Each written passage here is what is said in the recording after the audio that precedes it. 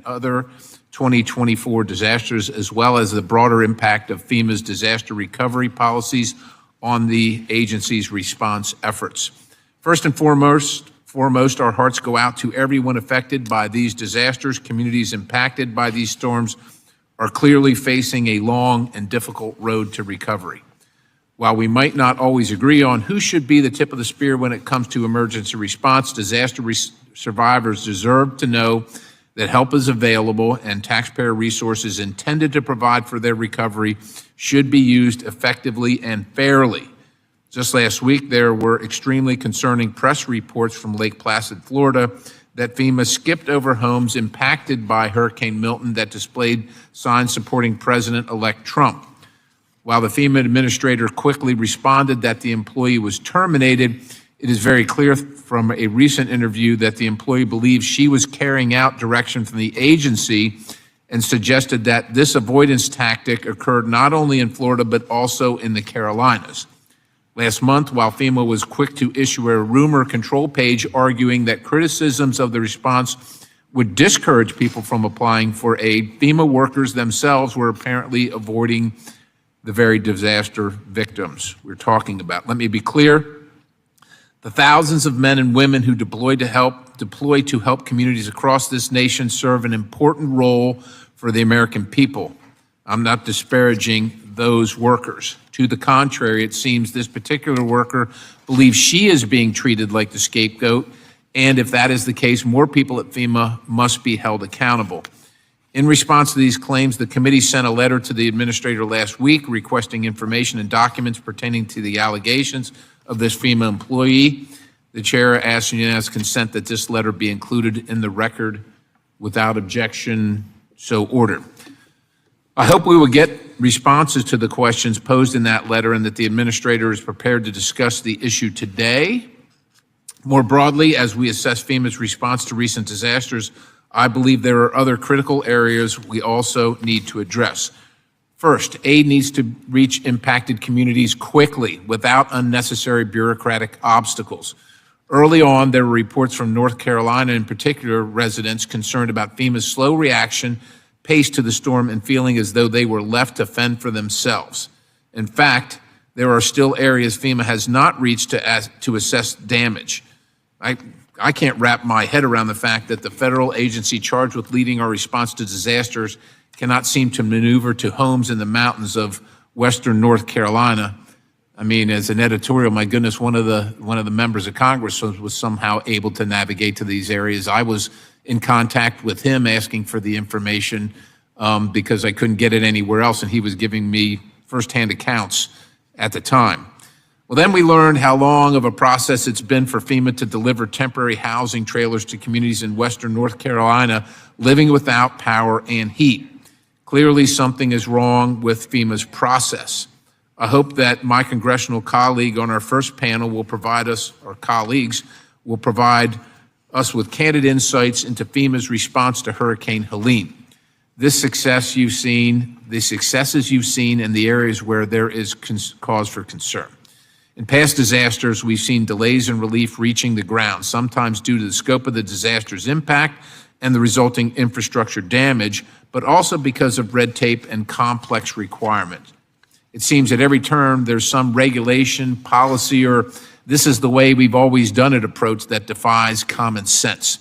For example, as Secretary Mayorkas mentioned recently that the Disaster Relief Fund was being depleted, right after we appropriated $20 billion, the DHS Inspector General noted billions of unspent funds tied to delayed disaster closeouts of up to 16 years. Congress and this committee continues to pass bills to streamline FEMA assistance, but it seems the more we try to cut red tape, FEMA adds more or just simply doesn't change course. I'm eager to hear from FEMA today on how they have worked with the federal, state, and local partners to speed up this process. In response to concerns about FEMA's response to the recent disasters on October 11th, Chairman Sam Graves and I sent a letter to FEMA raising critical questions about the response to Hurricane Helene, reports of the slow pace of FEMA aid, and the state of the DRF. The chair now asks unanimous consent that this letter be included in the record without objection, so ordered. The response from FEMA Administrator described how the continuing resolution passed by Congress brought the balance of the DRF to $21.9 billion, and FEMA immediately obligated $8.8 billion in previously delayed projects. This reduced available funds for future disasters to $13.1 billion. The chair asked unanimous consent that FEMA's response letter also be included in the record, and without objection, so ordered. I am deeply troubled by how fast the DRF was depleted. Equally troubling is FEMA's forays into providing sheltering assistance to illegal aliens at the southern border, which has cost taxpayers more than $1 billion since 2019. Although these funds have not come from the DRF, they are certainly taking dollars and staffing resources away from helping American citizens in need. FEMA's focus should remain on helping communities respond to and recover from natural disasters rather than on diverting taxpayer resources towards political initiatives like exacerbating the crisis at the southern border, climate change, or picking and choosing which homes to canvass based on political signs. With that, I look forward to hearing from our witnesses on these topics. Chair now recognizes the ranking member, Titus, for 5 minutes for an opening statement. Well, thank you, Mr. Chairman, and thank our witnesses for joining us, the administrator and our colleagues, Representatives Edwards and Castor, whose districts and communities have been greatly impacted by this year's deadly and devastating hurricane season. As I've said many times before in this committee and beyond, climate change and its related severe weather events have changed the disaster landscape, and they have strained capacity for all levels of government to respond. What's more, the data shows that these disasters are becoming more expensive, they're lasting longer, and they're having a greater impact on our communities than ever before. While we still await exact figures, preliminary estimates show that the combined price tag for just Hurricanes Milton and Helene will eclipse $170 billion. So far this year, FEMA has provided assistance for 89 presidentially declared emergencies and major disasters, including those covering hurricanes, wildfires, landslides, and tornadoes. One of the main sources for providing support to disaster-stricken communities, as you mentioned, Mr. Chairman, is FEMA's Disaster Relief Fund, the DRF, which funds repair and restoration of public infrastructure. It supports hazard mitigation initiatives, and it provides financial assistance to disaster survivors. When the program is nearing depletion, however, it enters immediate needs funding, INF, which pauses all DRF-funded projects that are not life-saving operations. Since 2001, INF has been implemented 10 times, the most recent being just August of this year. The current continuing resolution provides $20 billion in budget authority for the DRF, so FEMA is no longer operating under INF. We know, however, these funding challenges will continue as fewer than $5 billion currently remains in that budget. That's why President Biden submitted a $100 billion supplementary request to Congress yesterday, and that includes $40 billion for FEMA. Congress must pass a supplemental to sufficiently fund the DRF so FEMA can continue to support ongoing recovery efforts, as well as address those that will undoubtedly emerge in the future. This funding is not for FEMA, it's for FEMA to provide to communities and individuals impacted. We also need to provide solutions for survivors and communities so they can recover more quickly and ensure that resources are deployed fairly.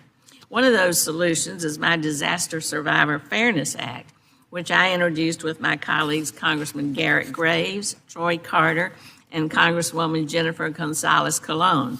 Also has the support of Congressman Chuck Edwards, who you will hear from later today.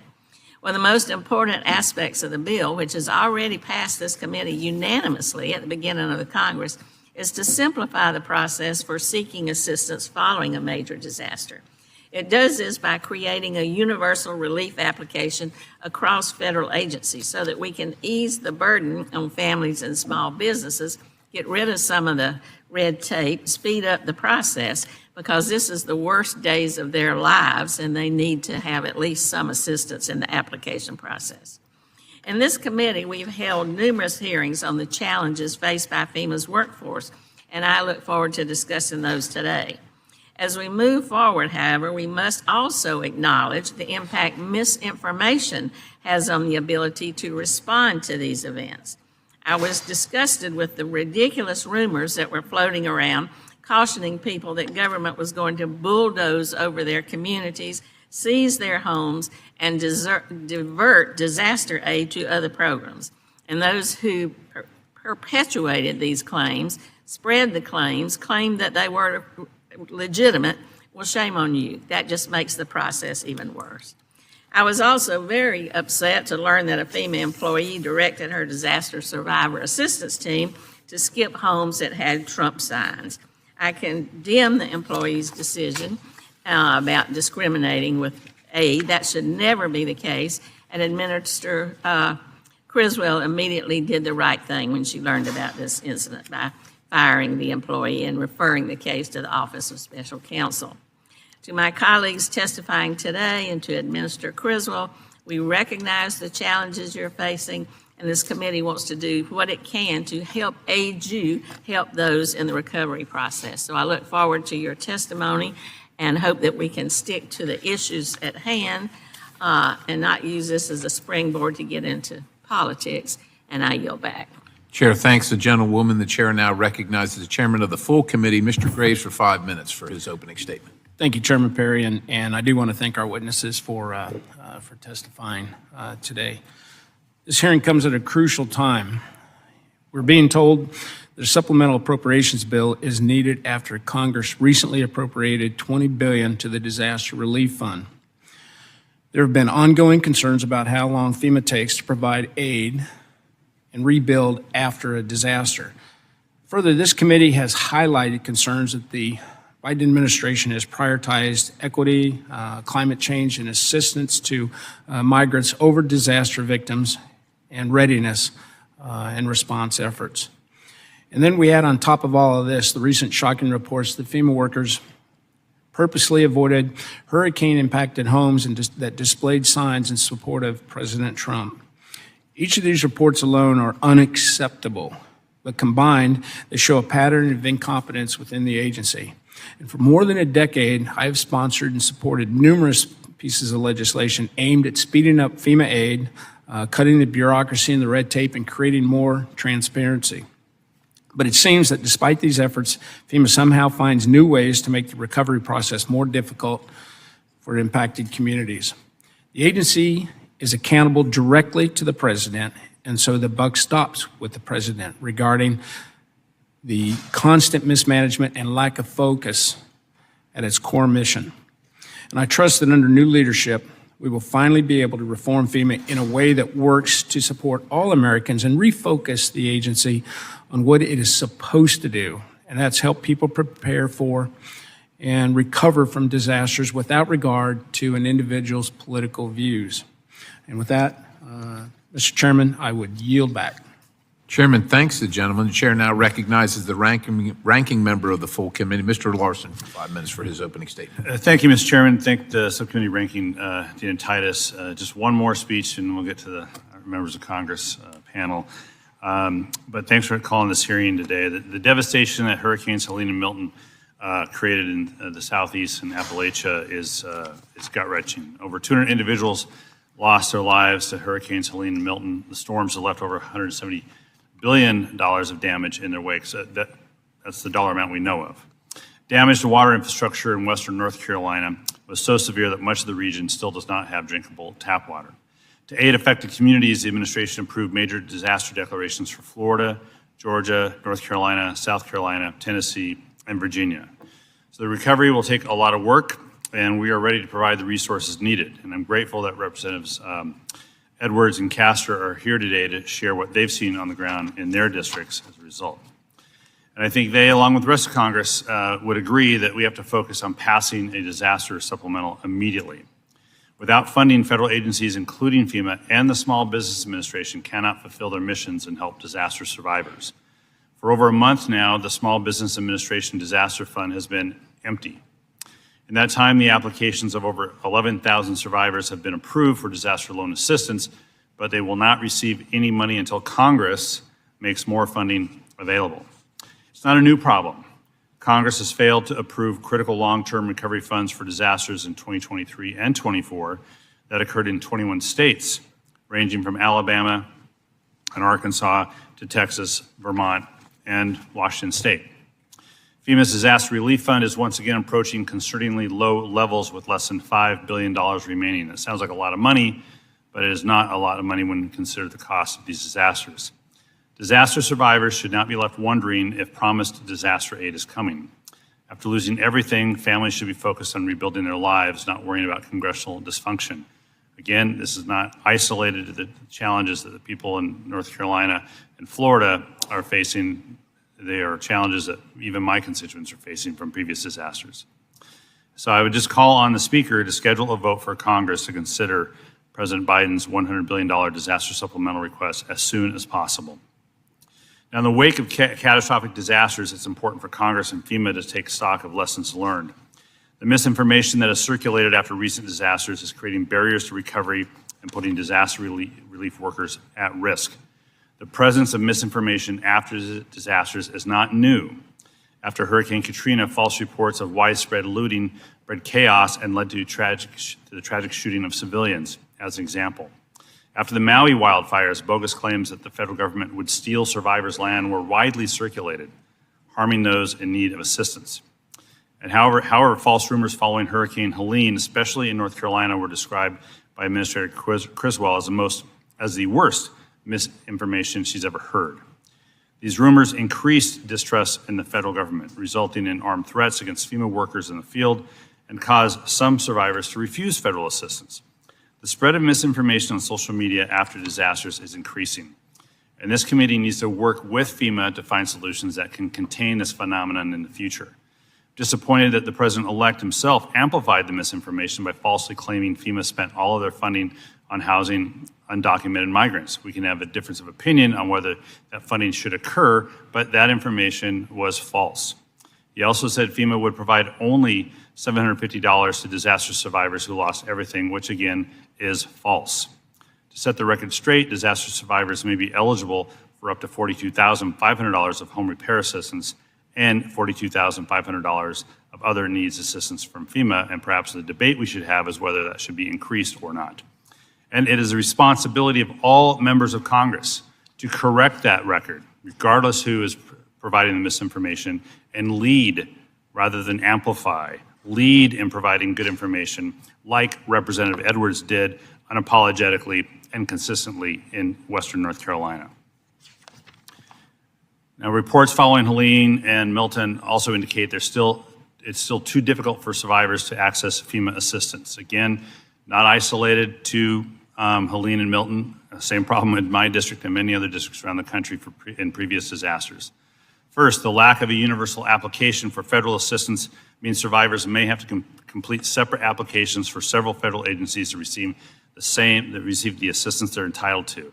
That's why this committee supports Ranking Member Titus's and Representative Garrett Graves' bipartisan bill to create a universal application for federal disaster assistance.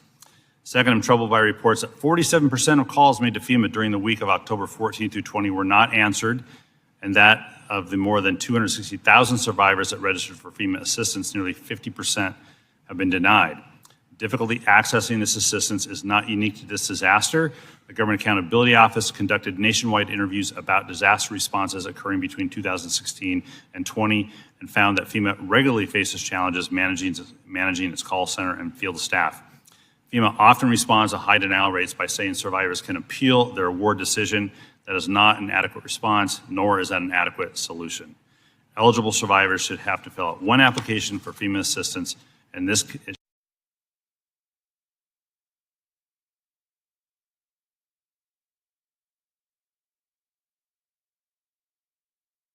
should be this and easy. Administrator Criswell gets here, we'll have questions for her, but I do want to thank her for her service to this country as the first female FEMA administrator and for all the positive policies she has implemented during her tenure. I want to thank you all for being here and look forward to our members' views on Helene and Milton. That'll yield back. Mr. Larsen yields. I'd like to now welcome our witnesses and thank you both for being here. Briefly, I'd like to take a moment to explain our lighting system to you. In case you're unaware, there are 3 lights in front of you. Green means go, yellow means you are running out of time, and red means to conclude your remarks.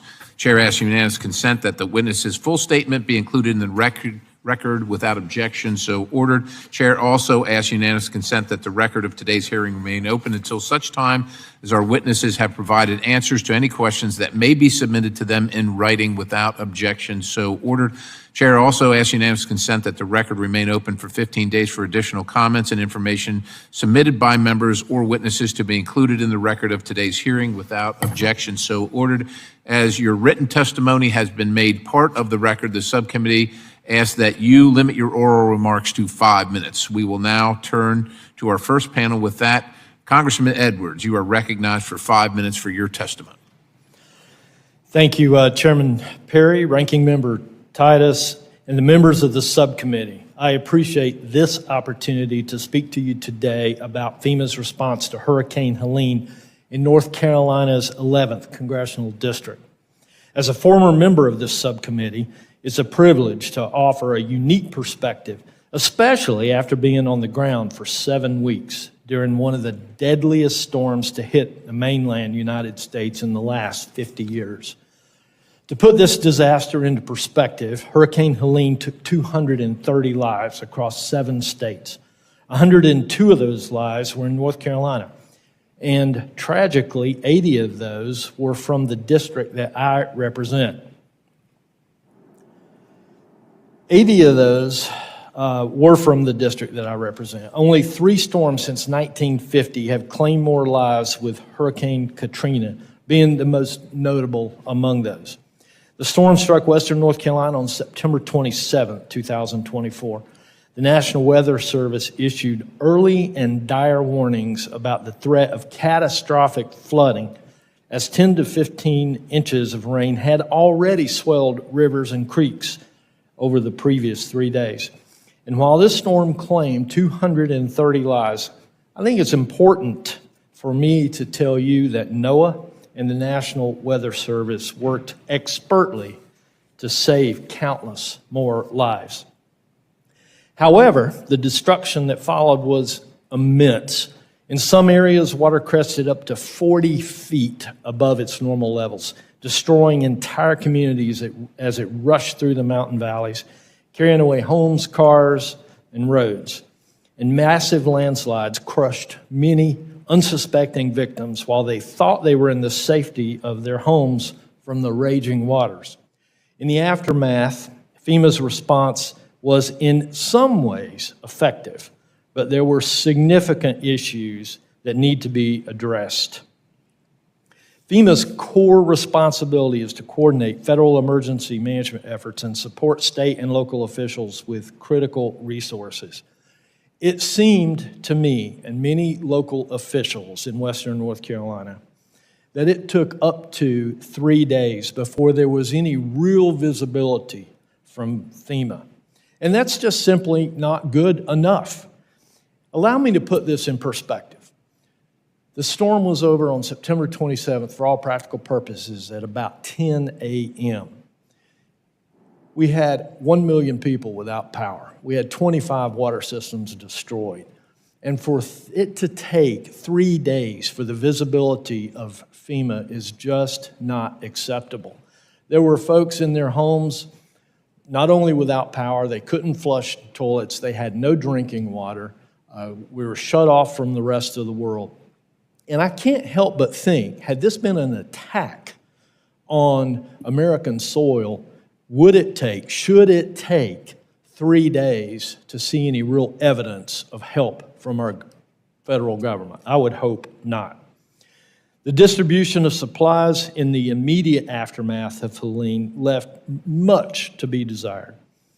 For example, on day 3, the distribution of supplies in the immediate aftermath of Helene left much to be desired.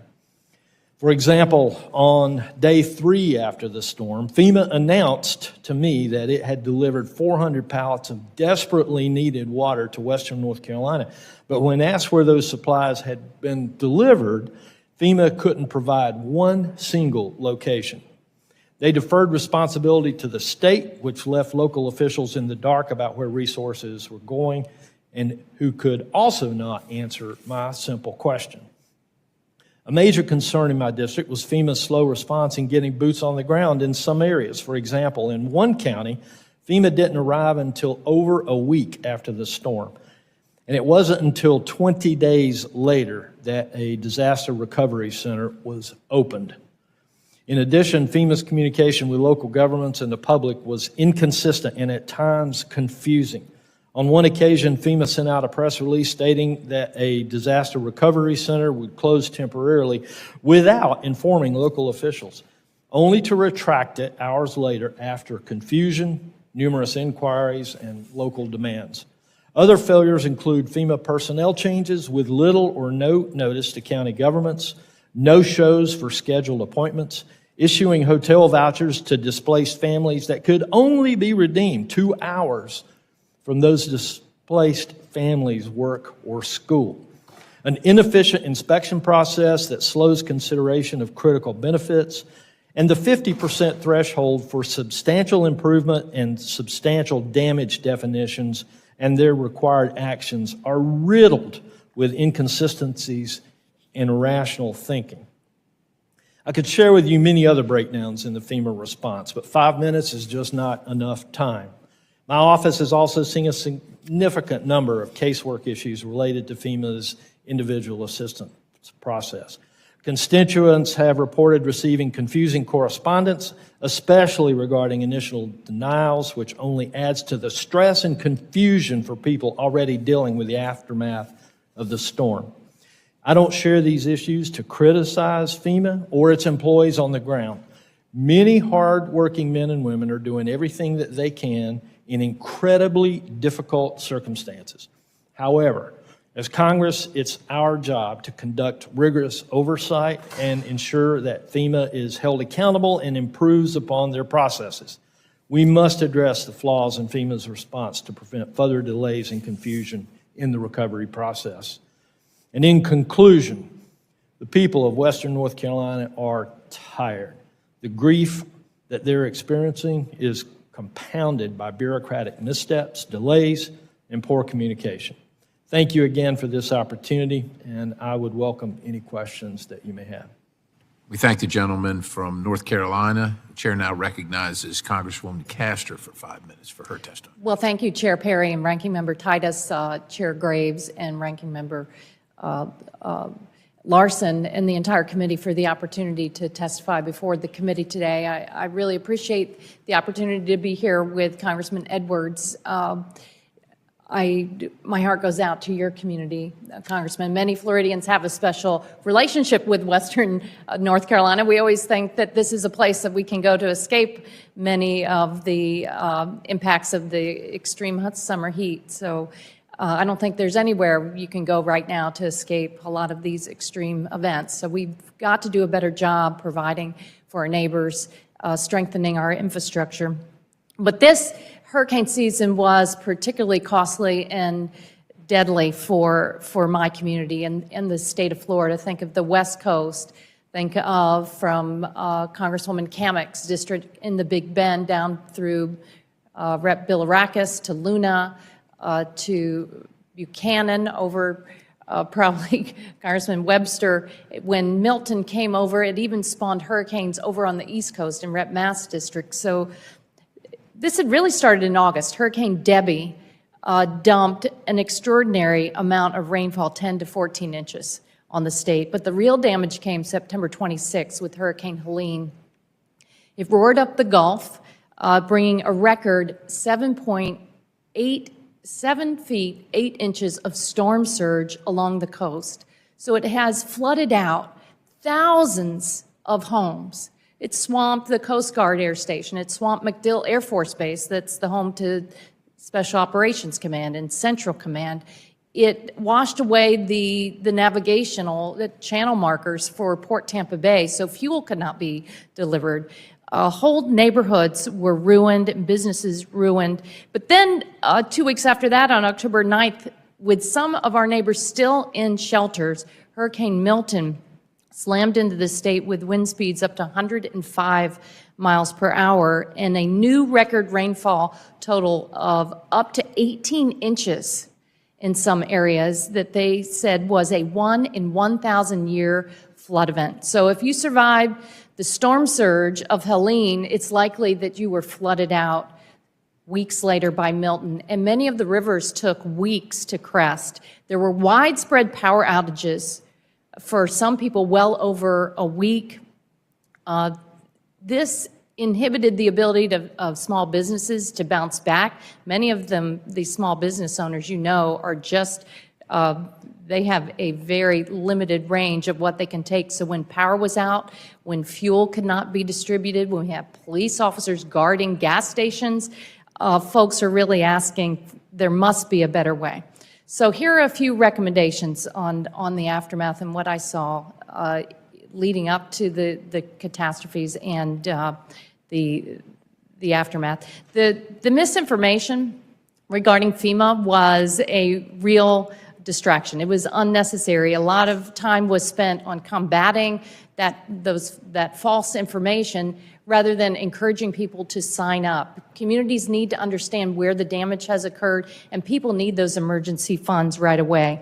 I'm grateful for the federal resources and personnel that were surged into the region, including Administrator Criswell being there a couple of times, pre-positioning of resources, search and rescue, the medical assistance teams, but also the guarantee that debris could be cleaned up. Local communities, you would not believe the heartache and the cost of people having their lives out on the street. We've never seen anything like the scale of this. And to be able to say that FEMA is going to be there, the Congress is going to be there to help you clean up your communities is absolutely vital. The massive damage is going to require extensive rebuilding of homes and infrastructure across the area. And Floridians are resilient, but the impact of these back-to-back monster storms is straining our local resources. My neighbors are already spending more on property insurance than any other place in the country. Electric bills are out of sight. They need Congress now to follow through with help in helping them rebuild their lives. What Ranking Member Larsen highlighted as the Small Business Administration, there's so many homeowners and businesses that need to tap those low-interest loans. There's nowhere else to turn. You don't want them going on a credit card with those high interest rates to rebuild their lives. We've got to replenish the SBA fund right away. President Biden's proposal of a $98 billion disaster relief bill is good. It's robust, but the Congress now has to take the wheel and make sure that these dollars are getting to where they need to be. I understand the large-scale water and wastewater rebuilding that has to go on in North Carolina, but it's also all across the state of Florida. They were swamped. They polluted our bays, rivers, the Gulf of Mexico, and we're a tourism economy. We cannot rebound with polluted waterways. We've got to be able now to build back stronger, build back in a more resilient way, one that protects the taxpayer dollar so we don't go through this time and time again. Fifth, during widespread power outages, the traditional grid is destroyed. Like I highlighted, it took weeks in some places to get the power turned back on. We've got to be smarter about our electrical systems in this country and build in a more resilient way with microgrids, solar, battery systems that can safeguard our critical infrastructure. We had hospitals lose power with patients inside. We had community health centers massively damaged. We had shelters where people were trying to stay safe and the power went out for weeks. We've got to do a better job making sure that these places are safe and resilient from these extreme weather events. I'll highlight a few other things in written testimony and answers to the committee, but thank you for inviting me to this important hearing today. The heating climate is costing us a lot, and we need to better adapt for our pocketbooks and for our people. Thank you very much for the chance to be here. Chair thanks our witnesses. Are there questions?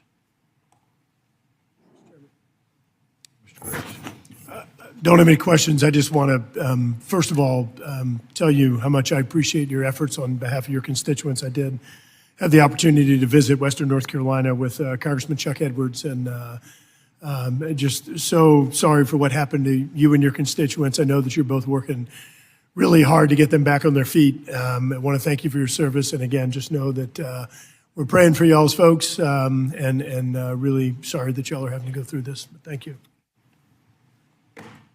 Others? All right, seeing none, thank you for being here today, and thank you for your testimony and your comments. This concludes the first panel, and I'll give you a couple minutes to go ahead and exit, and we're going to introduce the second panel. Thank you.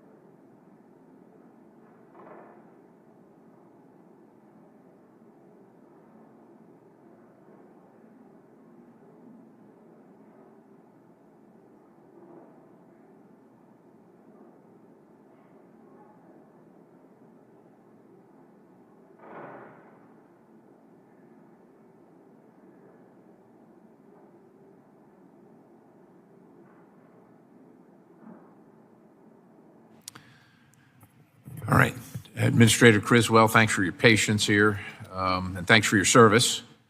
I'm going to welcome you as the FEMA Administrator to our second panel. As a reminder, your written testimony has also been made part of the record, so the subcommittee asks that you limit your oral remarks to 5 minutes, and with that, you are now recognized for that 5 minutes. Thank you. All right, thank you, Chairman Perry, Ranking Member Titus, and members of the committee. Thank you for the opportunity to testify regarding FEMA's efforts in response to Hurricanes Helene and Milton. We value this committee's legislative support and oversight of our agency, and I really look forward to our conversation today. On September 26th, Hurricane Helene made landfall in Florida as a powerful, fast-moving Category 4 storm with hurricane force winds extending 40 miles and tropical storm force winds extending 310 miles from its center. Helene then entered Georgia as a Category 2 hurricane before becoming a powerful tropical storm that continued to release historic rainfall over already saturated soils as it marched through South Carolina, North Carolina, Tennessee, and Virginia. There were also impacts in West Virginia and Kentucky. Helene's powerful winds and floodwaters altered landscapes and devastated communities in many places not accustomed to experiencing such storms. The destruction caused by Helene was catastrophic. Less than 2 weeks later, Hurricane Milton rapidly intensified into a Category 5 storm in the Gulf of Mexico. After making landfall in Florida as a Category 3, it moved across the state into the Atlantic, spurring a formation of tornadoes and leaving an overlapping trail of destruction in many communities still reeling from Hurricane Helene and Debbie. Many of these same communities were still recovering from Ian, Adelia, and Debbie from previous years. Our hearts have been heavy with the stories of survivors we have encountered. people who lost their loved ones, their homes, and their businesses. These two catastrophic storms led to the loss of over 200 lives and caused extensive damages to homes and neighborhoods across the impacted states. There was also widespread disruption of critical services across the southeastern United States, including the obstruction of transportation routes, which isolated some homes and communities. FEMA's mission statement is a simple one, spelled out in 7 powerful words: helping people before, during, and after disasters. And in my written testimony, I have provided a detailed account of FEMA's preparation, pre-positioning of assets and personnel, and coordination with other federal agencies in support of our state, local, and tribal partners. I have described in detail how FEMA responded to these 2 storms across 8 states, mobilizing the full weight of the federal government to help impacted areas that were not accustomed to this kind of disaster, prioritizing search and rescue efforts, reopening roads to reconnect hard-to-reach areas, delivering essential food, water, and other supplies to residents, and restoring critical infrastructure. And I have described how FEMA is leading recovery efforts in the impacted states, doing everything we can to cut through red tape and expedite assistance to survivors. This has been a challenging time for our workforce of over 22,000 dedicated, hardworking people, many of whom were also impacted by one of these storms themselves and delayed their personal and family recovery to meet our mission and respond to the disaster. Our workforce persevered through all of the challenges I've just described, and they also persevered through a difficult security environment generated by misinformation about FEMA's work spread through social media. We help all survivors, all people, obtain all of the assistance that they are qualified for under the law, and misinformation was making that work much more difficult. I greatly appreciate the voices from members of Congress from across both sides of the aisle who has attested to the work that FEMA was doing on the ground. So I was very concerned when I learned that a FEMA employee had given direction to her disaster survivor assistance team that were completely at odds with FEMA's mission. A critical function of these teams is to go door to door, meet with survivors, meet them where they are, make them aware of available FEMA resources, and help them register for assistance. This employee wrote to about 11 staffers under her supervision that they should, quote, avoid homes advertising Trump, end quote. My senior leadership team provided me with this visual evidence that the employee had in fact issued this statement, these instructions, and they recommended that this employee be terminated. I concurred and directed the termination, and the employee was fired. I released a statement that day, and I will repeat what I said to all of my employees and the American people. This type of behavior and action will not be tolerated at FEMA, and we will hold people accountable if they violate our standards of conduct. I do not believe that this employee's actions are indicative of any widespread cultural problems at FEMA. FEMA, however, has taken appropriate action to ensure that this matter is fully investigated, and I am committed to ensuring that nothing like this ever happens again. In the meantime, we have sent a different team to the field to contact all of the homes that had been skipped over at this one employee's direction, and that work has been completed. Now, I know that this incident is on the minds of many members of this committee, and I will be happy to answer all of your questions about it. However, I hope that we will also have a chance to discuss the great work of our workforce and responses to both Hurricanes Helene and Milton, as well as the important challenges that lie ahead in the recovery effort across these states. Thank you again for the opportunity to testify today, and I look forward to your questions. Thank you, Administrator, for your testimony. We'll now turn to questions from members. The chair recognizes himself for 5 minutes. Administrator, last week we sent a letter signed by myself and all the committee's Republican members to you about the recent allegations that you just mentioned. FEMA workers skipped the homes of supporters of the president-elect. And following the allegations, you issued a statement that one FEMA employee departed from FEMA's values and was terminated. However, she alleges that those were the instructions from FEMA when she was deployed. She asserts that FEMA supervisors and leadership were aware. And independently, we've received reports of similar practices in places like North Carolina. Tell me about the investigation. Tell me about the investigation, who's conducting it, and has there been an IG investigation initiated by yourself or anybody in FEMA? Chairman Perry, there is nothing in our policies, in our procedures, in our training that would direct any employee to bypass anybody's home based on their political party. I cannot speak to what her motivations were, but this came to my attention again on November 7th. I directed my team to get me information. They gave me factual information on November 9th, which is when I directed the termination of this employee. This first came to our Office of Professional Responsibility on October 28th through the team member from TSA who was working under this individual. She immediately raised it to the Office of the Special Counsel, who took the case as a potential violation of the Hatch Act. There were ongoing investigations with that, and the Office of Professional Responsibility is currently working with the IG to determine what the investigative matters will be going forward.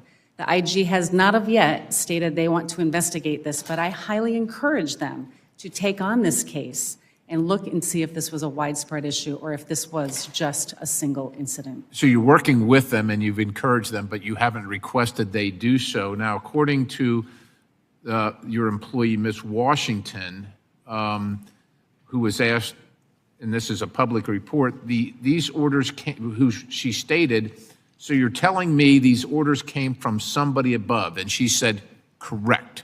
So what has your investigation gleaned regarding her direct supervisors, the people above her? Have you questioned them, and what have your answers been? Chairman Perry, we do have an ongoing investigation, and we have questioned other personnel in this chain of command, and we find no information at this point that there was anything beyond her direction to her employees to skip and bypass a home. So the same employee alleged that the Florida team had already been avoiding Trump voters' homes prior to her work there, and that this was, as she said, the culture. Now, these aren't my words. These are the words from a FEMA employee who's claiming that she's being the scapegoat.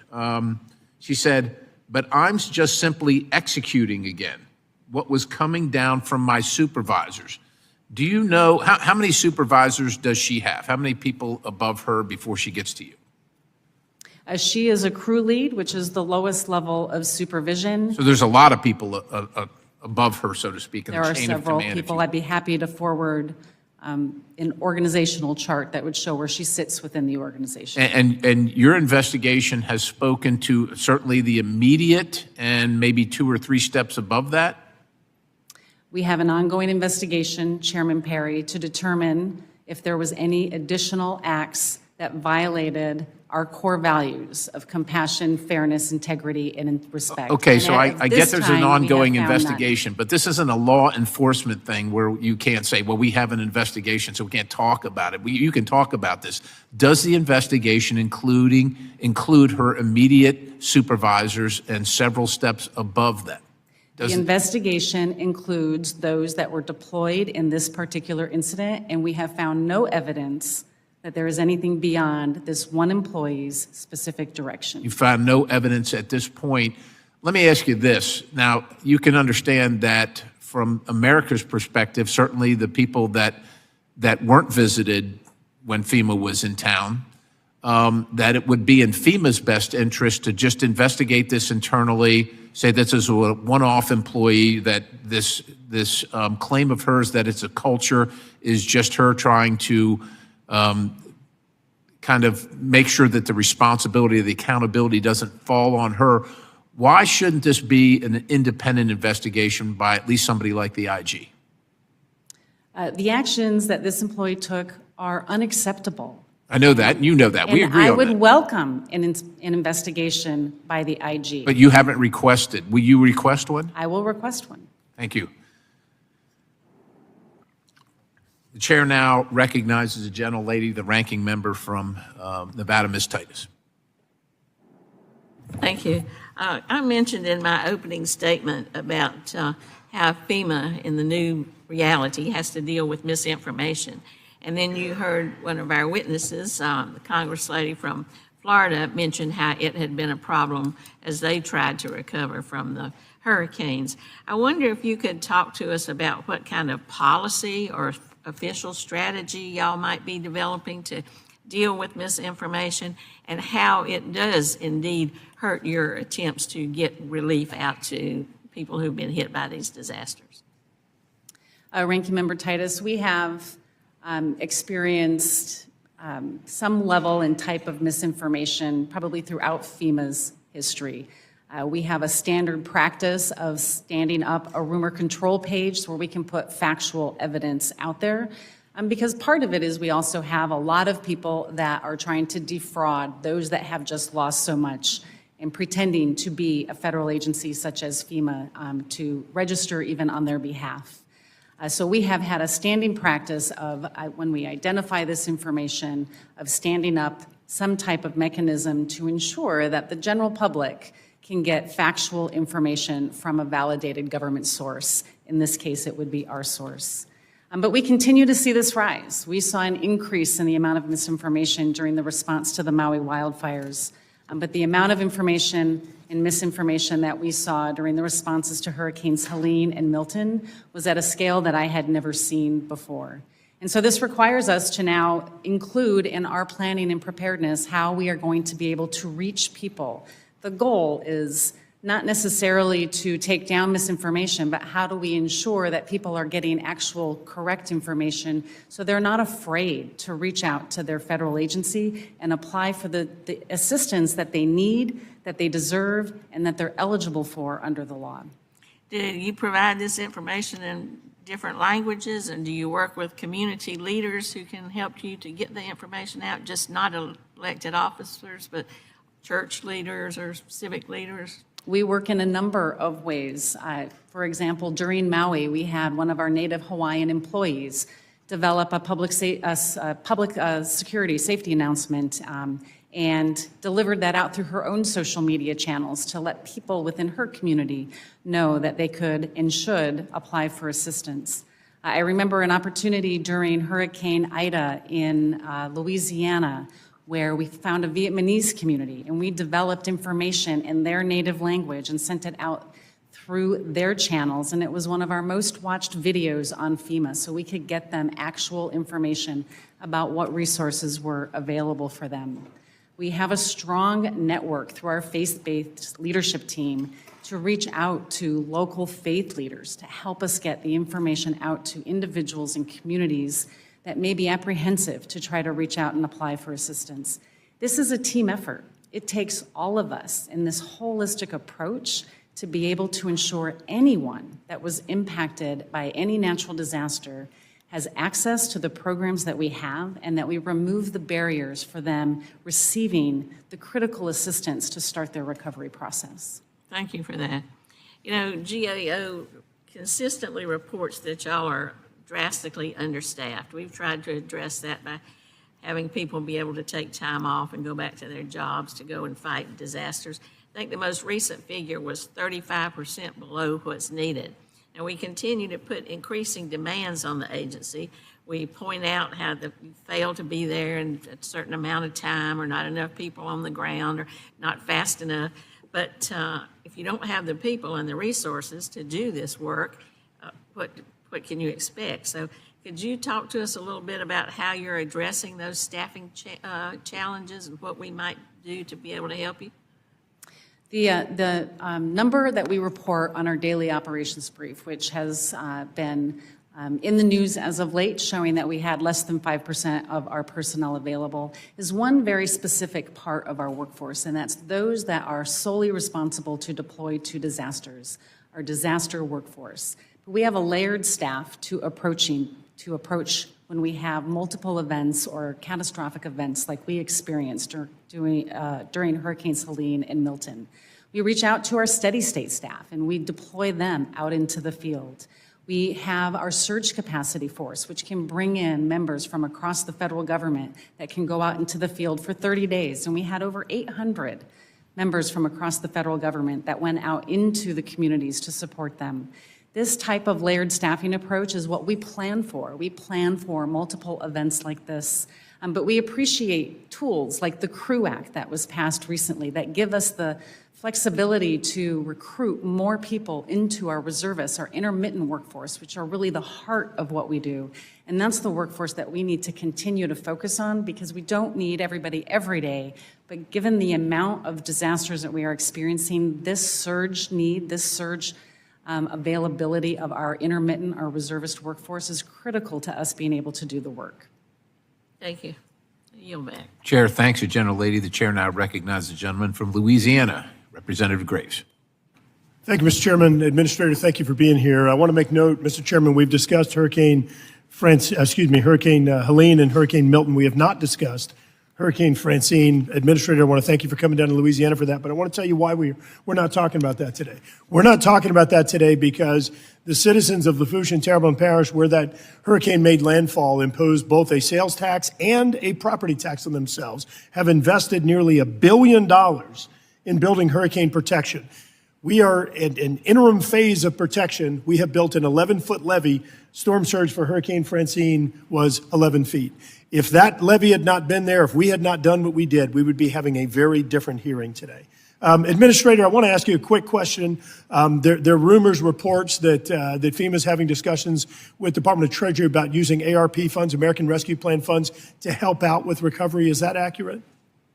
With the National Flood Insurance Program at this moment, we are outpacing our payments, over $800 million in payments from the National Flood Insurance Program. So y'all are having discussions about using American Rescue Plan funds for recovery? We are not using American Rescue Plan. There's no discussions about doing that? Not for FEMA using American Rescue Plan. Okay, because there were reports that FEMA was having discussions about No. using those. Okay, thank you for clarifying. Now, something else I'd like for you to clarify. There's been a lot of discussion about FEMA's emergency food and shelter program and how it's handled. And I just, number one, that's a FEMA program. Number two, that is funded with taxpayer dollars. And so whenever folks say that, well, no, you got to understand it's a different program. These are all taxpayer dollars. And what you do is you triage or you prioritize what is needed, what's most important, and that's where we need to focus. I mean, do you agree with that? The Shelter and Services Program is a program that was directed by Congress for FEMA to administer. Yes. Right, and so these are all federal taxpayer dollars, and so if we need taxpayer dollars in a higher priority area, it would make sense to take funds from a lower priority area. What I'm really struggling with is, as I understand, is that in North Carolina, for example, where I visited, you could have a flood or disaster victim that can get a check for $750. Yet when I go through and I look at the programs and resources that are available to a citizen of a different country that came illegally into the United States, under the FEMA administered program using nonprofits, you could be eligible for housing, for food, for transportation, for healthcare costs, and others. I was able to come, looking at the very documents that these nonprofits were using, I was able to get to a figure in excess of $10,000 for an individual. Let me make note again, that is a citizen of a foreign country. How would I explain to a taxpayer that a taxpayer, a citizen of the United States, is eligible for $750, yet a citizen of a foreign country under your agency is still eligible for assistance of $10,000? How would I explain that to somebody?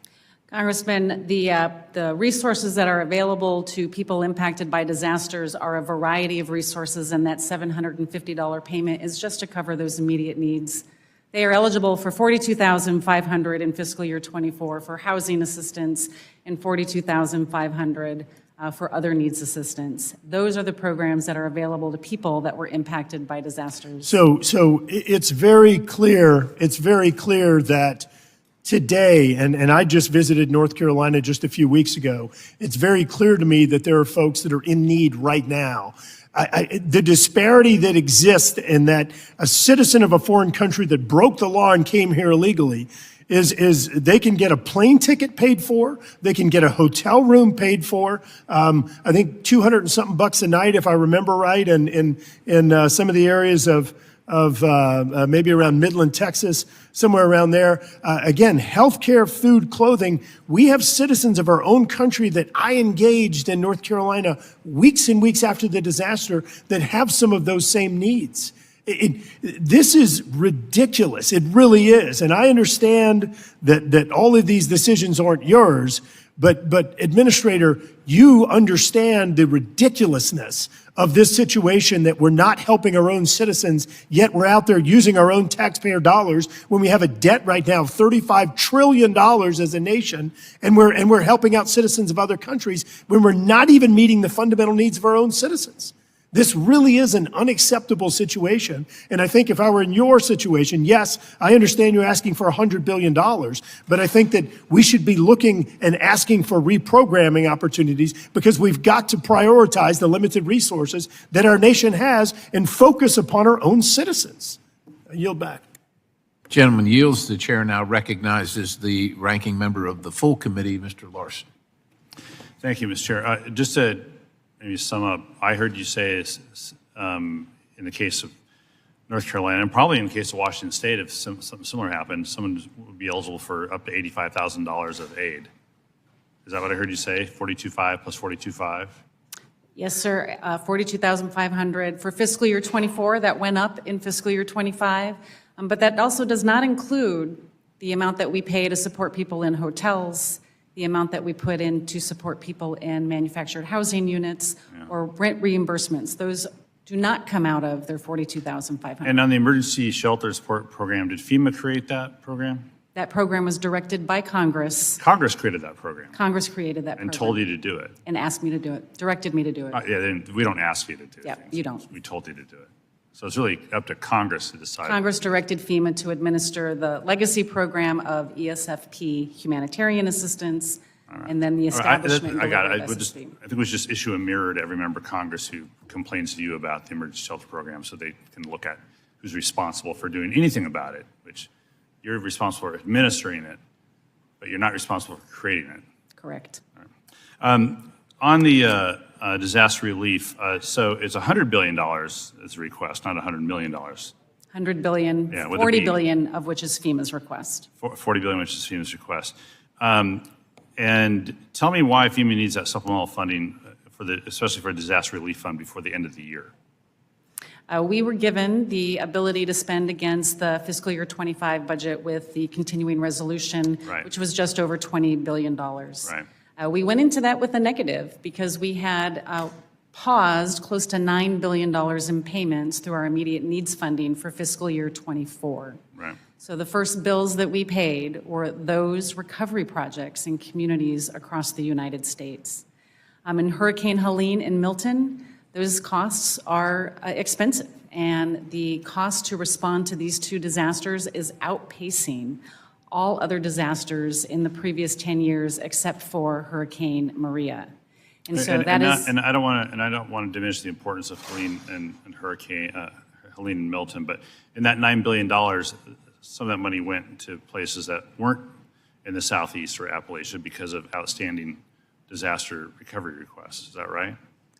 It was projects, over 3,000 recovery projects across the United States we were not able to reimburse while we were in immediate needs funding. And so that was the $20 billion, and now you're spending the $11 billion plus that which you need otherwise because of Helene and Milton and because of the other outstanding requests that Congress hasn't funded since October 23 and the last supplemental disaster request. Is that right? We have been very transparent with Congress about what the health of the DRF is and anticipated a shortage going into fiscal year '24 as well as fiscal year '25. We have put forth 2 supplemental requests in fiscal year '24, neither which were allowed. And so we find ourselves in a situation. Neither of which were passed. Were passed. Yeah, right, yeah. No, we're allowed to pass them. We chose as a Congress not to, which is, again, we should, for some of this, we need to be looking at ourselves, but for some of these things, we need to be looking at you. For instance, on individual assistance, a universal application as a for instance, we want to get Representative Titus and Representative Graves' bill passed, so there's a universal application instead of having to fill out several applications just to get, it's like trying to fund a road. We got to go for 5, 6 different grants to get a road funded in transportation rather than just get the one pot of money to do this. And for someone who's in a situation where they're trying to find a place to live because of a disaster, we need to cut down on the time and on the paperwork that they have to do to get access to this. So can you talk a little bit about the need for a universal application? Yeah, the Disaster Survivor Fairness Act, we really appreciate, the efforts that have gone forth with this because it gives us a lot of flexibilities. It allows us to do direct repair to homes, but the other piece is about the universal application. We want to reduce the burden that these individuals are facing after they have just experienced probably the worst day in their life. And so to be able to make it easier on them is the goal of the universal application. I want to just conclude by talking a little bit about the politics of the situation, and I condemn what this employee did as well. And playing politics with disaster aid hurts Americans. It hurts all of us, especially when they need the government most. So it's troubling that even the president-elect said he would deny disaster aid to California if the governor there doesn't listen to him. And at an event in September, the president-elect said that the governor of California is going to sign those papers. If he doesn't sign those papers related to California water policy, he won't get money to put out all the fires, and we won't give him the money to put out fires, and then he's got problems. And it's not the first time he's done something like this. And in 2019, the president-elect tweeted billions of dollars are being sent to the state of California for forest fires that with proper forest management would never happen unless they get their act together, which is unlikely. I've ordered FEMA to send no more money. The point I want to make is that it's up to this committee to responsibly hold anyone accountable who is seeking to politicize disaster aid, from a crew leader at FEMA to the president-elect or the president. None of this is acceptable, and we have a responsibility to hold everyone accountable for these comments that get in the way of getting disaster aid to people. And with that, I yield back. Chair, thanks, gentlemen. The chair now recognizes the representative from Mississippi, Mr. Ezell. Thank you, Mr. Chairman. And thank you, Administrator Criswell, for being here today. A few months ago, you agreed to consider the flood maps fully funded by the Mississippi State Legislature and implemented by the Southern Mississippi Planning and Development District. I appreciate your commitment, and as so many of my constituents are suffering due to FEMA's outdated, inaccurate flood maps. Last month, I hosted a roundtable on this issue and was pleased to hear that your staff is working in good faith with district stakeholders. I'll give credit where credit's due. However, as we've discussed today, the recent reports of one of your staffers intentionally withholding federal aid solely on political preferences beyond unacceptable and dramatically increases the political divide in our country. Unfortunately, we could keep hammering this point, but today I'm not here I want to focus on something else, some of the things going on in my district. One of my goals as a congressman is to improve the efficiency of FEMA. During my first term, I have engaged with Regional 4 regarding the dozens of projects in my district from the Gulf Coast to the Pine Belt that have drug out far too long without a resolution, or in some cases, even without a clear update. These include projects throughout Biloxi, Gulfport, Long Beach, Pass Christian, Bay St. Louis, Waveland, and Hattiesburg. Here's a timeline of events that my staff and I have discussed with your team at Region 4. Administrator Criswell, this upcoming August will be 20-year anniversary for Hurricane Katrina, 20 years. That's nearly 2 decades. The city of Biloxi is still waiting on some of their infrastructure projects. How, 20 years later, are there still unresolved projects from Katrina? Congressman, recovery is very complicated, and every project has its own unique situation. I'm happy to look into the specific projects And that thank you you, are most thank you concerned for about. that. As you can see, this is pretty hard to defend. 20 years, 20 years is a long time waiting on to get some infrastructure projects fixed, which have been funded. Another answer I hope you can clarify for me today. If an applicant identifies an error or omission in the original cost estimate, do you believe FEMA may increase funding for an improved project? Yes or no? Congressman, I would have to understand the specifics of that to be able to answer it accurately. If an applicant identifies an error or an omission in the original cost estimate, do you believe FEMA may increase funding for an improved project? Again, Congressman, without understanding the specifics of that project, I Okay. don't have an accurate Let's answer. move on. I take that as a no. According to FEMA, this project, and this is in Biloxi and Waveland, Biloxi, correction.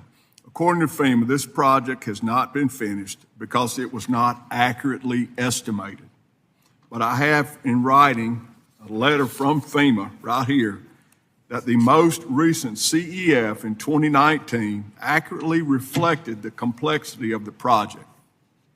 Can you follow up with this letter, and we'll make sure that you get it, that FEMA has already confirmed and direct your staff to fund the project at the cost accurately reflected? Congressman, I'd be happy to follow up on that specific project. Thank you very much. I take that as a yes. The second project that I'd like to raise with you today is the Waveland, Mississippi Pier. In October, I learned that the original reason why this project was not funded was because of the scope of the work had changed. However, the city has told me the project has not changed since day one of the disaster. Now I'm hearing the original project reflected what the city says, but your agency claims it should not have. So now we're kind of back to step one. This stuff just gets so confusing. Our people just don't know which way to go sometimes. So what's it going to be? Was the mitigation work never included to begin with, or did FEMA include this work by mistake? Again, confusing. We get one answer from you sometimes, and we try to go along with it, and things just keep changing until it gets so confusing, until nobody really knows what to do. So we got to get this figured out. As we can see how this creates so much uncertainty and confusing the people who are trying to navigate through the process, because Waveland's got issues going on right now. My staff and I have worked tirelessly to try to work some of these things out with FEMA. But still, if you look at 20 years projects from Katrina that have been funded, that have not been completed, and I don't want to keep beating the drum about what one employee said or what may be the policy, but I truly hope that the lack of funding these projects isn't due to Mississippi being a red state. And with that, Mr. Chairman, with that being said, I need a commitment from you today that you will look into all these projects, that they will be handled, and that my constituents will get the help that they need back home. Congressman, you have my commitment that we will look into all of those projects, and you have my absolute determination that we do not discriminate against any state. We provide support for everyone impacted by disasters. And we appreciate that, but when you're looking at 20 years from Katrina, we should not be having this discussion. So thank you very much. With that, Mr. Chairman, I yield back. Chair, thanks, the gentleman. The chair now recognizes the gentlelady from Washington, D.C., Representative Norton. Thank you, Mr. Chairman. Climate change has fueled an alarming rise in the number and severity of natural disasters, with once-in-a-century storms becoming a matter of course. It is critical to continue to invest in our emergency management workforce to respond to these increasing emergencies and help rebuild affected communities. Yet the Government Accounting Office found that in recent years, FEMA has been significantly understaffed. Administrator Criswell, what actions should Congress take to train, expand, and retain FEMA's emergency management workforce? Congresswoman Norton, our workforce is the heart and soul of what we do. These are often people that I have talked to that have been disaster survivors themselves and have chosen to come work for FEMA because they wanted to be able to give back like they received assistance when they were impacted. We appreciate the passage of the CREW Act that was instrumental in allowing us the flexibilities to have a more diverse and expansive workforce through our intermittent workers of our reservists, giving them the ability to keep a full-time job, yet deploy when needed to come support people that have been impacted by disasters. I encourage you to continue to reach out to your communities and have them reach out to FEMA. We often hire local hires in communities who turn into our reservists, our core employees, or our full-time employees. And we appreciate Congress's continued support of our workforce, making sure that they have all of the tools and the resources they need to continue to do the critical work of helping people before, during, and after disasters. Thank you. Administrator Criswell, what would be the impact on communities and disaster survivors if Congress does not pass disaster supplemental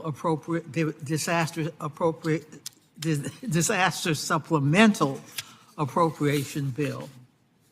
Our current balance within the Disaster Relief Fund is just under $5 billion. We went into immediate needs funding earlier this year in August when we reached a $3 billion mark. We expect without a supplemental that we will have the need to go back into immediate needs funding within the next few weeks without a supplemental. What that means is we will continue to support the life-saving, life-sustaining work, especially what's going on in Western North Carolina and all of the states impacted by Hurricanes Helene and Milton. But we have to pause the reimbursement to communities that are rebuilding. FEMA reimburses communities as they rebuild and repair their critical infrastructure.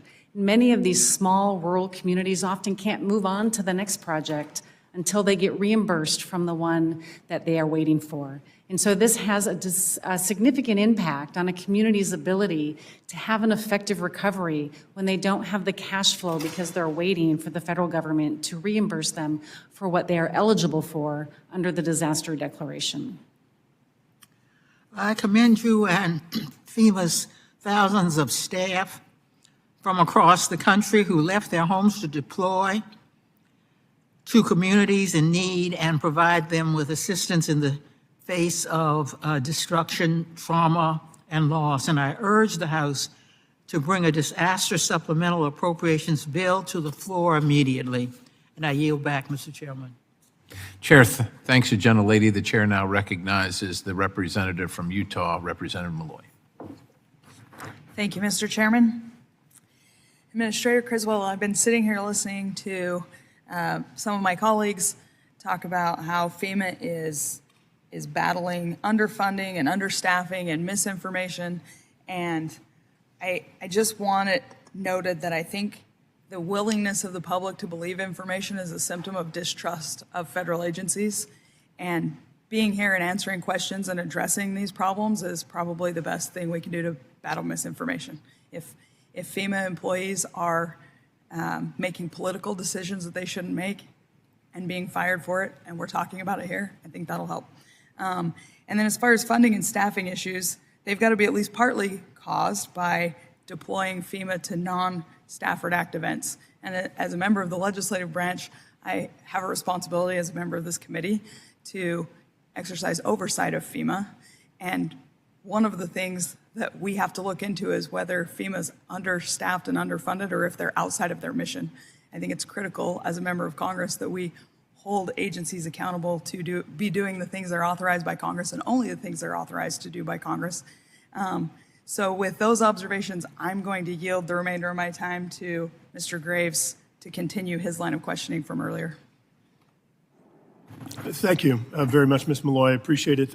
Administrator, I want to get something clear here. I mean, I understand you're saying that there's $42,500 in programs that are available. Let me say it again. There's still $10,000 and maybe even more available for citizens of illegal countries that have come here illegally from other countries that are not citizens of the United States. So I don't think that we reconcile by saying that, oh yeah, but they could potentially be eligible for this much. There still is $10,000 or more that we're potentially giving to people that broke the law, that are citizens of other countries that came to the United States illegally. I understand what Mr. Larsen said, Ranking Member Larsen said, but the reality is you're the administrator of this agency. You're the one who prepares the budget request that asks for these funds, and you're the one who is sitting here now saying we need $100 billion more. I think it's appropriate in this case to reprioritize funds and say this isn't an appropriate use of taxpayer funds under the fact that we're facing a $35 trillion debt. One of the other issues, the Inspector General report came out just in August, said in excess of $70 billion in unliquidated assets, unliquidated obligations dating back to Hurricane Katrina, 2005, are still out there and aren't being used. Why can't those funds be tapped and get the resources out to the people that need them right now? Congressman, again, the Shelter and Services Program was directed by Congress for FEMA to administer. The funding for that program was given to CBP and directed by Congress to be transferred to FEMA to administer that program, and we are administering it in accordance with the law at the direction of Congress. As far as the programs and the funds that you are talking about as it relates to unobligated projects dating back to Hurricane Katrina, we consistently review all of the projects that are out there. Projects are obligated at what they expect the cost to be, and we are always reviewing to see which funds are no longer going to be needed because the estimates came in lower, and bringing those back in. We provide this in detail to Congress on a monthly basis on what those recoupments are. Thank you, Administrator. Look, last thing I want to say is that I am very concerned about this prejudice, about the Trump signs. I've seen other policies coming out of FEMA that I believe also are prejudiced. You and I have had discussions about some of those, and I look forward to getting to the bottom of this. Yield remaining time to the chair.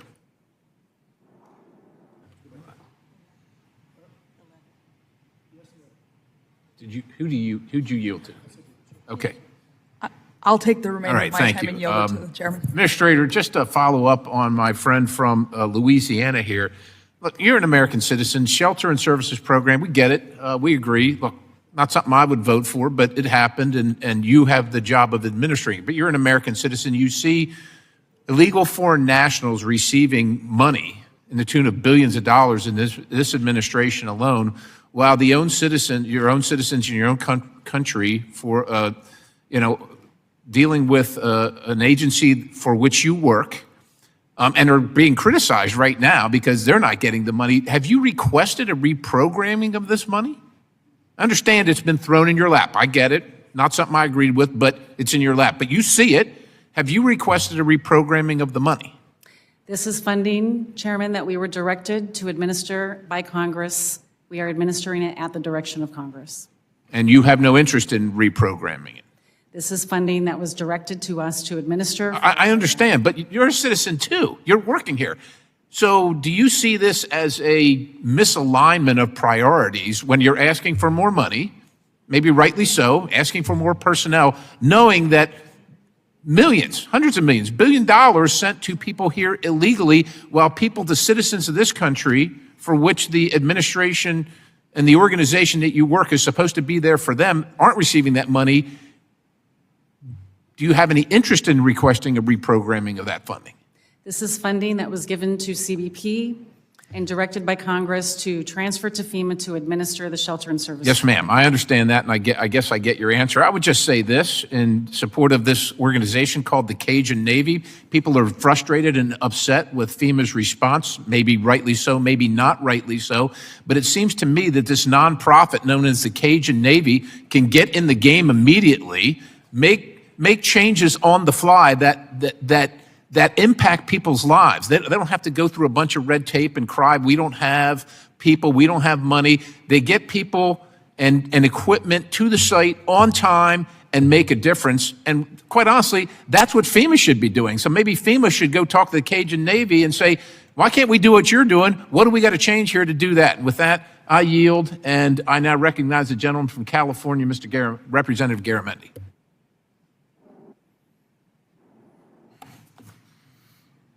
No, Mr. Chairman, I'm not going to take the bait. I think she identified the problem, however. It's us. If you have a problem with what the CBP is doing and transferring their responsibility to FEMA, well, why don't you write the bill? Now, let me move on to what I really want to get to here. Yes, there is a shortfall of funding. I think it's been discussed multiple times here. In that funding program, or the shortfall, there is a question about unpaid obligations. We've heard about 20 years ago with Katrina, but there are some that are much more recent. Specifically, the COVID response in 21, 22. There was a federal program authorized in the American Rescue Plan that hospitals and other agencies were directed to provide services, and FEMA programs would reimburse them. You've made good effort on reimbursing them as far as the money would go. Still about 40% of the money, specifically to hospitals in California and other states, have yet to be paid. In the supplemental that you're requesting, do you intend to use some of that supplemental money to pay for those obligations that were incurred by public agencies, hospitals specifically, so that they would be reimbursed? You're at 60%, there's another 40% to go. Congressman, part of our supplemental request does include the anticipated cost to reimburse jurisdictions, hospitals, and other eligible entities for the costs that they incurred through COVID-19. For the hospitals specifically, we are undergoing an extensive review with a third party to make sure that we're not duplicating funding that they already received. We feel that this is an important step to ensure that we're using the taxpayer dollars to support the actual needs and not duplicating payments that they may have received from other sources or from insurance, et cetera. And so both of those will work in unison as we continue to review the submissions from hospitals. We validate that the costs have not been paid by another source. This supplemental request will include then reimbursing those jurisdictions, those hospitals, those entities for those costs. I really like your yes, but answer. Normally, we don't like the but part, but I'm pleased to hear that the FEMA is auditing and also very carefully looking into these payments. I'm confident that you won't find a problem in California. I say that with certainty. However, nonetheless, it's important that you do the audits and that you make sure that, and it applies to other programs also, some of those that may date back 20 years or more. So thank you for doing that. I will note that the California Hospital Association believes that there's $1.3 billion that would be appropriately owed to California. However, check to be sure. Moving on, there are other issues that are also in play, some of which are really important in small communities. And I want to thank you for a change that you've made in your policies of prior funding for very small projects for across mostly small communities, some urban, some rural. I believe it's at a $1 million level. That might have enough money to get a large culvert repaired. I would ask you to take a look at that, and probably better to add a zero. And once again, the but part of your answer, really important here. So if you're going to put money out ahead of the normal process of reimbursement, good. It's necessary. Many small communities, counties, cities simply cannot front the money for 3-4 years before they get reimbursed. However, $1 million is a good step. Add a zero, and you're probably at a level that would allow those communities to get their projects underway. I want to thank you for your courage. I want to thank you for your standing tall and honest about the incredible pressure that you've received from the 2 recent hurricanes and from those that have, and other disasters that have been declared. You have an incredibly difficult job, and you are leading in a way that is exemplary. With that, I yield back. Oh, by the way, I got 11 seconds. Mr. Chairman, if we got a problem with illegals getting money, I look forward to your bill. You might see it there, Mr. Garamendi. The chair recognizes the gentleman from Louisiana to make a request. Mr. Chairman, asking items consent to include in the record November 18th letter from United Cajun Navy official Brian Trasher that includes observations from Todd Terrell, Sarah Galliano, and others related to Hurricane Milton. And Without objection, so ordered. The chair now recognizes the gentleman from New York, Representative Molinaro. Thank you, Mr. Chairman, and thank you, Administrator. I want to just take issue with, this could be my last 5 minutes on this committee, so I'm going to take all 4 minutes and 10 seconds. My colleague, Criswell, with all due respect, offered what is by far the easiest and most disingenuous argument. You administer the one department in domestic policy that has to triage and set priorities, your department. And in case of a declared emergency, either as it affords itself under the Stafford Act or by some extension by the President or your own determination, you are empowered and your department is empowered to decide what of the programs you're running today should take precedent or priority over the others. Yes, sure, we can pass a law that limits the shelter and services funding, that stops dollars to getting to illegal immigrants, but you have to make that decision every day. It's the only department in the federal government that empowers you to do so. My colleague, Mr. Graves, said somewhat earlier that you have to agree that it is absurd for Americans in the South, having now faced what is by far among the worst emergencies to befall our country, that they see those who are placed here, illegal immigrants placed here by their federal government. They see the not-for-profits you engage with handing out ease of access dollars while they have to struggle to get first to 750. I administered emergency response for 20 years at the county level. Believe me, there's a lot of improvements and coordination that FEMA must engage in. But do you see the absurdity? Because I haven't heard an answer that suggests it. Do you see the absurdity that American citizens are getting their 750 and then, yes, struggling through a very complicated process to meet the thresholds necessary to get the aid they need to have housing, food, and shelter, while your agency is contracting with not-for-profits to easily hand out access to those who are placed here illegally? Do you see the absurdity?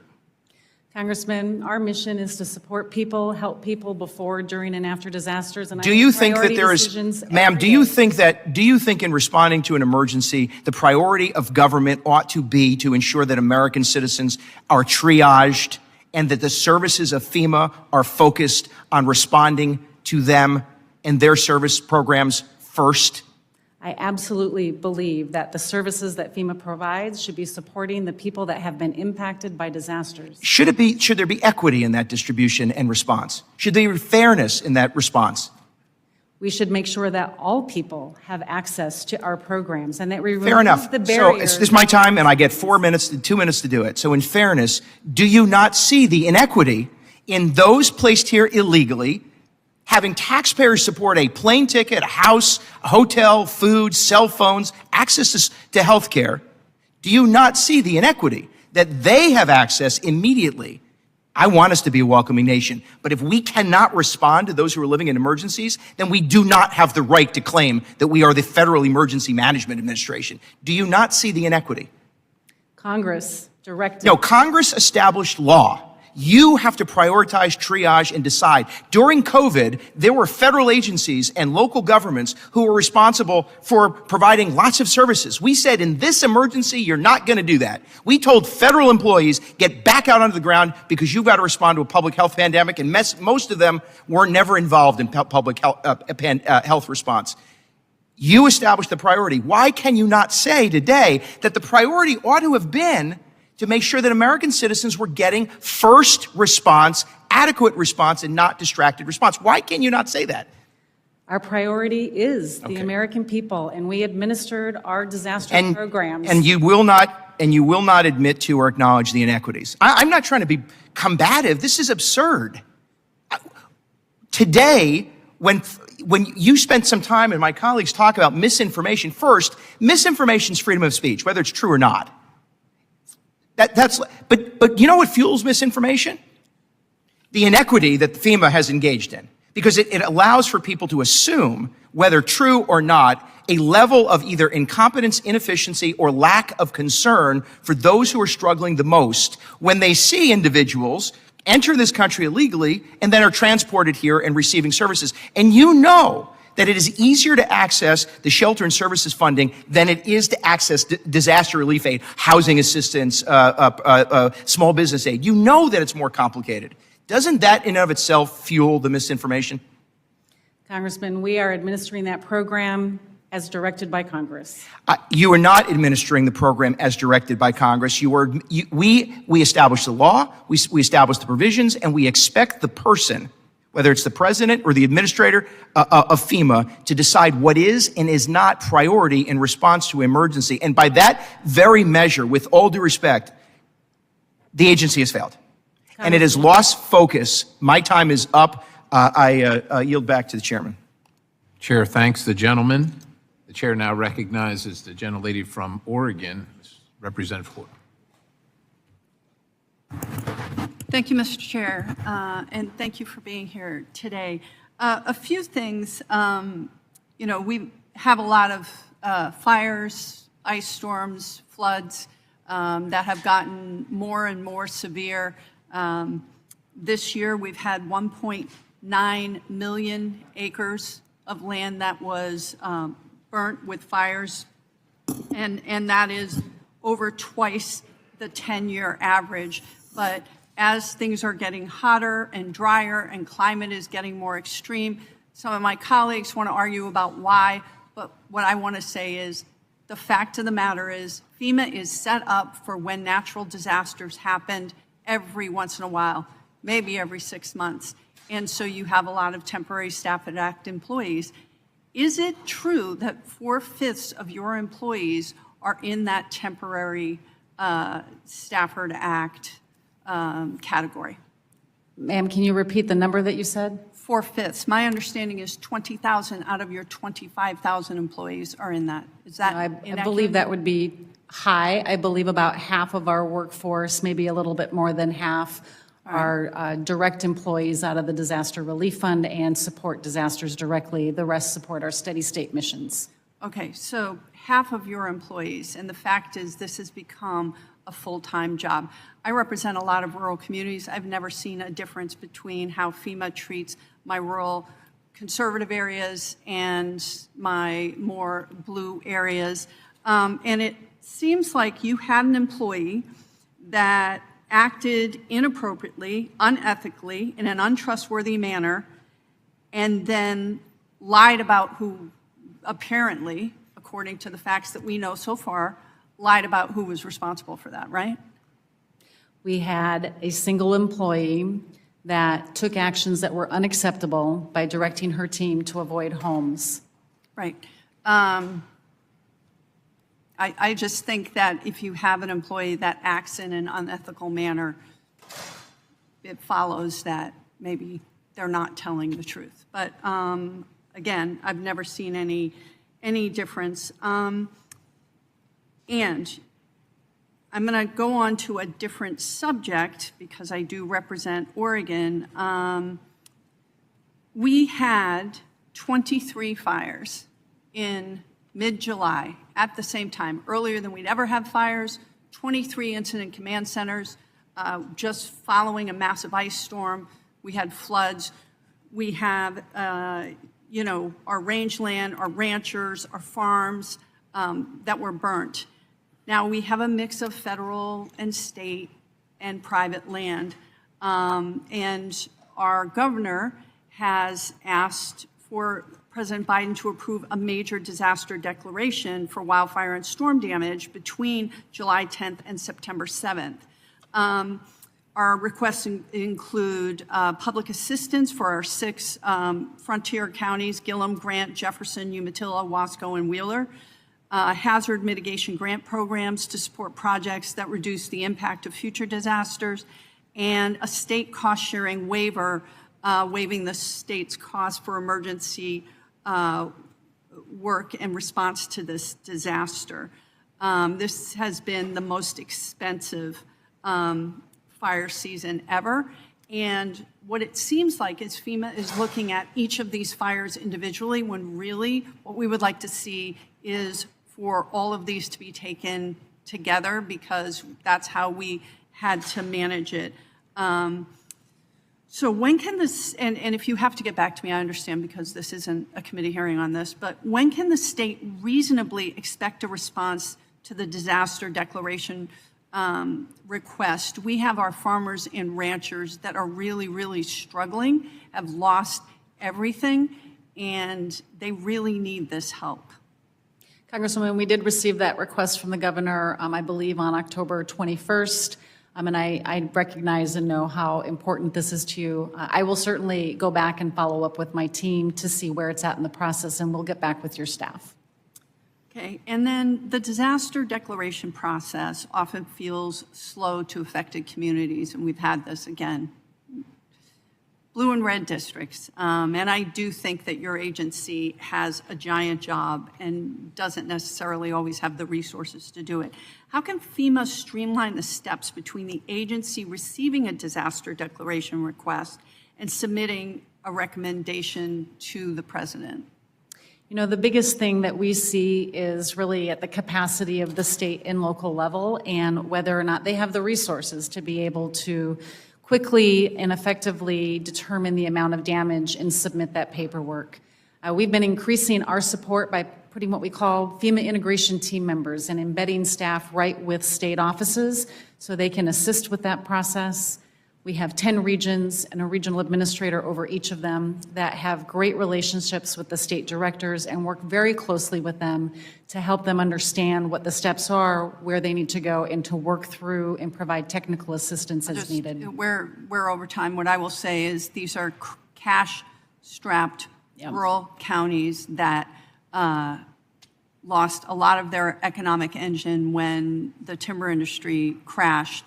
And so they're doing the best they can, but what I would say is we really need to figure out how to get these answers quicker, and thank you for your response. Happy to work with you on that. Yep. Gentlelady yields. Chair now recognizes Representative Stauber. Thank you very much, Administrator. Thanks for being here today. And also thanks for your service in the Colorado National Guard. I appreciate that. I also appreciate your willingness to tell us, and you've been in several committee hearings, to talk about how you let that employee go who weaponized the federal government. The federal government has been weaponized against the American people. This is case in point. I think you did your job, and I think you did it well. You terminated that employee who weaponized the federal government as quickly as you can. And I think we need to do more of that. With that being said, your mission statement is helping people before, during, and after disasters. When you were in the Colorado National Guard, did you have annual reviews?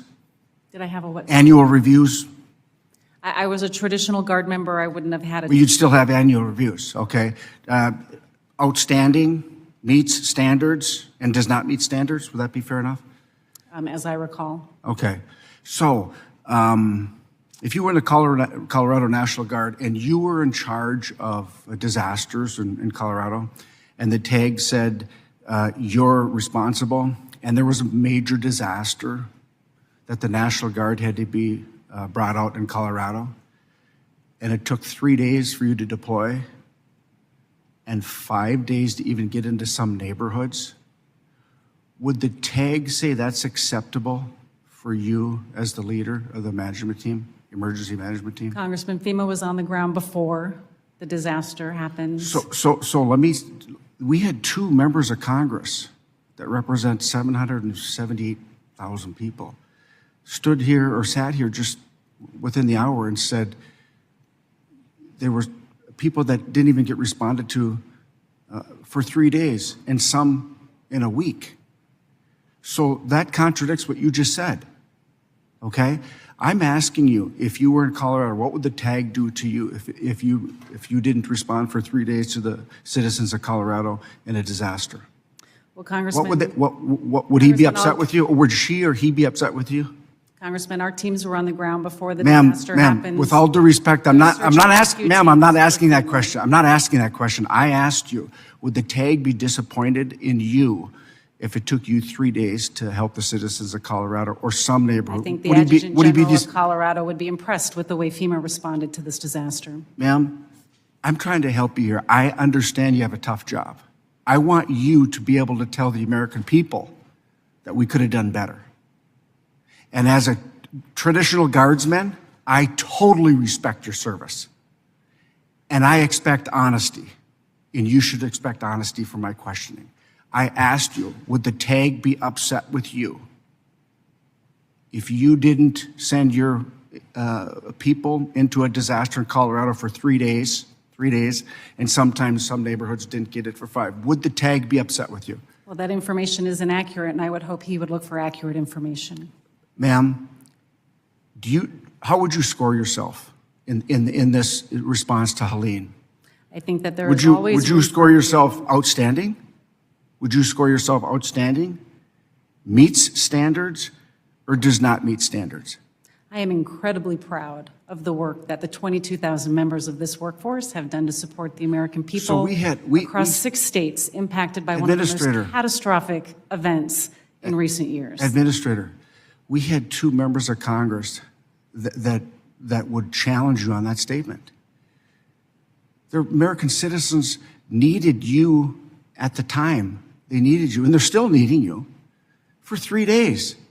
I mean, we had a major disaster in Minnesota. We had a governor for 3 days that watched Minneapolis burn. That's unacceptable, simply unacceptable. And I would just hope that, as we go forward, I don't want to politicize this. I mean, there's enough. But your response, you're the leader, the buck stops with you. From the testimony I heard here from the representatives of the people, it was disappointing. Do you think you could have done better? I encourage you, Congressman, to read my written testimony, which describes in detail how we were on the ground before the disaster happened. And I respect the testimony of the 2 panel members earlier. Do you think you could have done better? We can always improve, and we will review all Is that of a our yes? response efforts. Is that a yes? Nobody is perfect, Congressman. We can always improve, and we strive to always improve on the Do you way think we you could have deliver done better, service. though? Yes? We can always do better. Okay. Listen, I want to thank you for your service. It's not easy, but when we come and ask you questions, we just expect, this is a dialogue. You represent us, the people. And if it happens in Minnesota, I would expect you to be there as quickly as I can. And I would say that, that from the statements of the 2 representatives, both a Democrat and Republican, you could have done much better in the response, and I yield back. Gentleman yields. Gentleman from South Dakota, Representative Johnson, is recognized. So under the heading of ways that we can all improve, I want to look at ways in that the current legislative regime, I don't think provides enough flexibility to states. I'll tell you what I mean. So now when a president declares a federal disaster, in those affected areas, governors can have the flexibility to increase the weight limits on interstates. Makes sense, makes the delivery of recovery and disaster supplies a lot more efficient.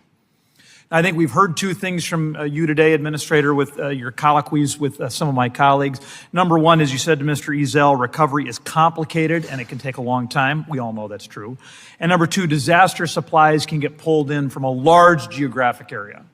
So here I think are the weaknesses in the current legislative regime, and you'll tell me where my assumptions are wrong. So first off, recovery can take a long time. Right now, when the president issues this disaster declaration, I think governors are only given the flexibility to increase those weight limits for 120 days. Clearly, recovery can take a lot longer than that. Number 2, disaster supplies get pulled from a large geographic area. If you're a governor in a state where the disaster supplies originate, so you're not in the area that's been impacted directly by the disaster, but you've got supplies that can help those folks a couple of states away, you don't have the flexibility to increase the weight limits on the interstates within your state. So the MOVE Act, which is a bipartisan effort in this committee, Mr. Castor and myself, would provide flexibility in both those areas. by moving the amount of time that governors can have that flexibility from 120 days to 270 days. And then, again, large impacted area allows governors to waive those weight limits if they're in an area where the supplies originate. So, Madam Administrator, the MOVE Act, does that sound like that would increase the efficiency and the effectiveness of disaster response? Congressman, I know that as I've worked many disasters across the United States, we are often reaching out to the Department of Transportation to help waive some of the limitations to move supplies across. And so I think anything that makes it easier to move resources in support of immediate response efforts would be welcomed. Anything else you can think of in the transportation, logistics, supply chain space that would make it easier for us to get supplies to the people who need them? Congressman, I think the biggest thing that we have and the biggest resource we have is the Emergency Management Assistance Compact, which allows governors to request resources from other states, which then, if a federal disaster declaration is declared, those costs are all reimbursed through the disaster declaration.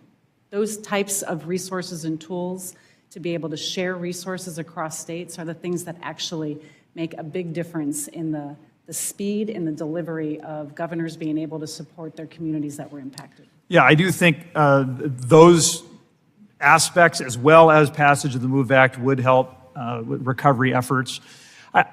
We talked a little bit about this terrible employee, this crew leader that you had, ma'am. Obviously, you weathered a lot of questions about that. I think you've been upfront that this was a bad employee who was terminated from her job. Is there a culture problem within FEMA? I mean, is this a one-off, or are there other employees who would, as Mr. Stauber said, would be interested in weaponizing government against citizens?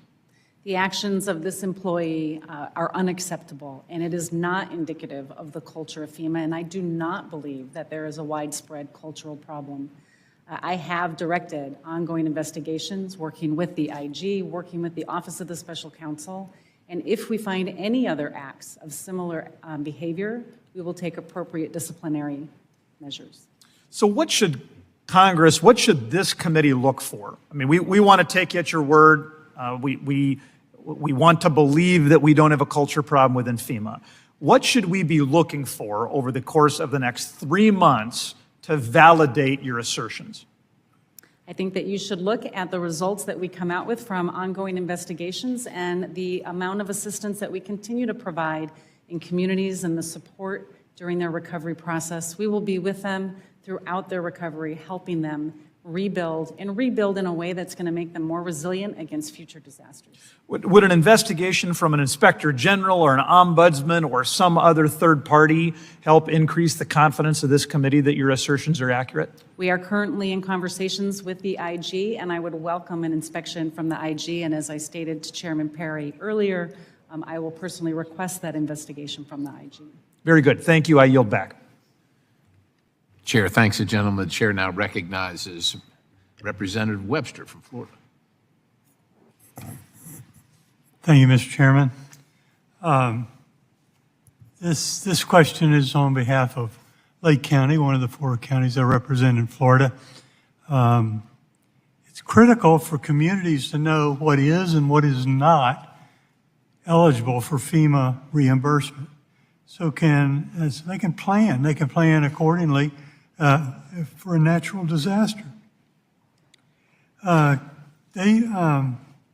Counties may have in place sort of a debris removal contract in advance of the disaster, so the debris removal can move quickly and follow up from the storm. However, depending on the circumstances, actual costs may exceed the contract.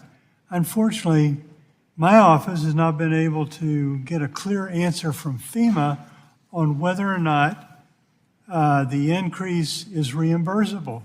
And I just asked the administrator, are those costs reimbursable?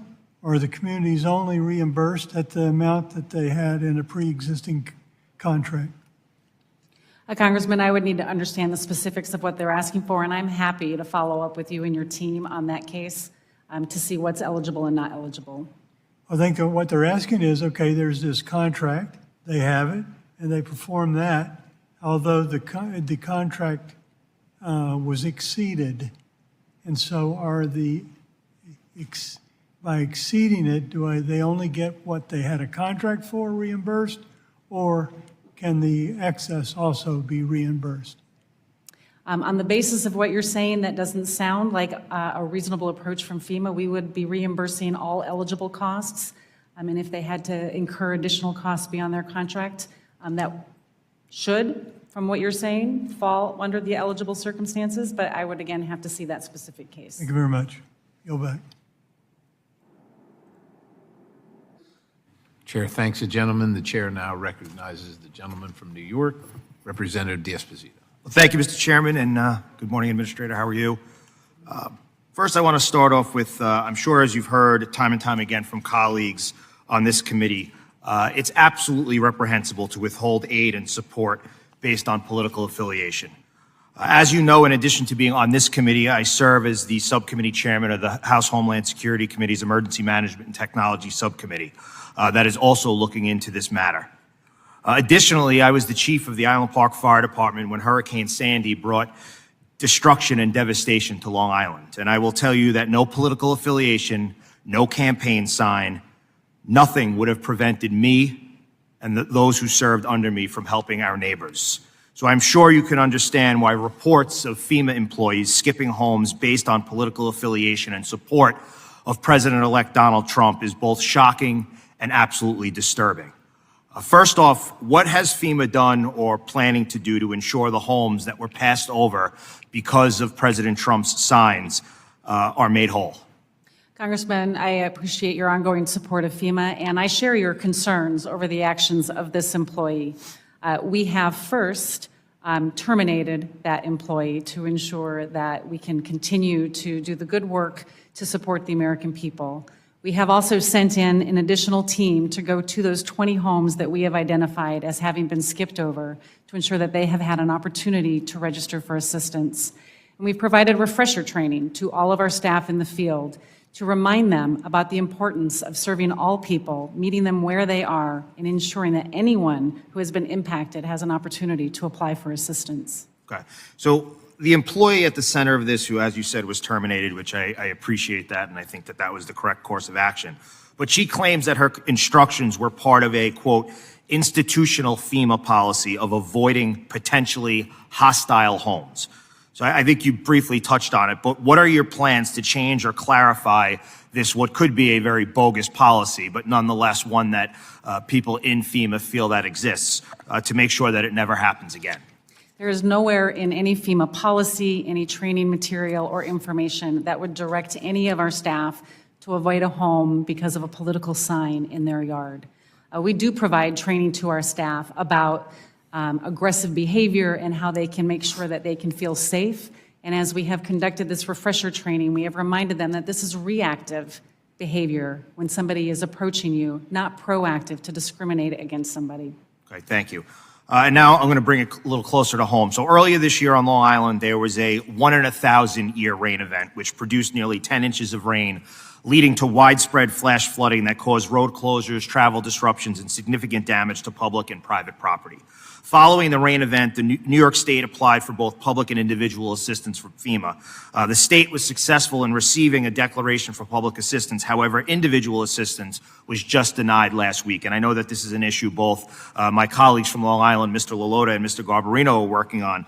But FEMA's public assistance program has defined the threshold of $37.5 million in damages for eligibility to New York State. However, according to the Division of Homeland Security and Emergency Services in New York State, determining eligibility for individual assistance is more complex and cannot be assessed as straightforwardly as the public assistance threshold.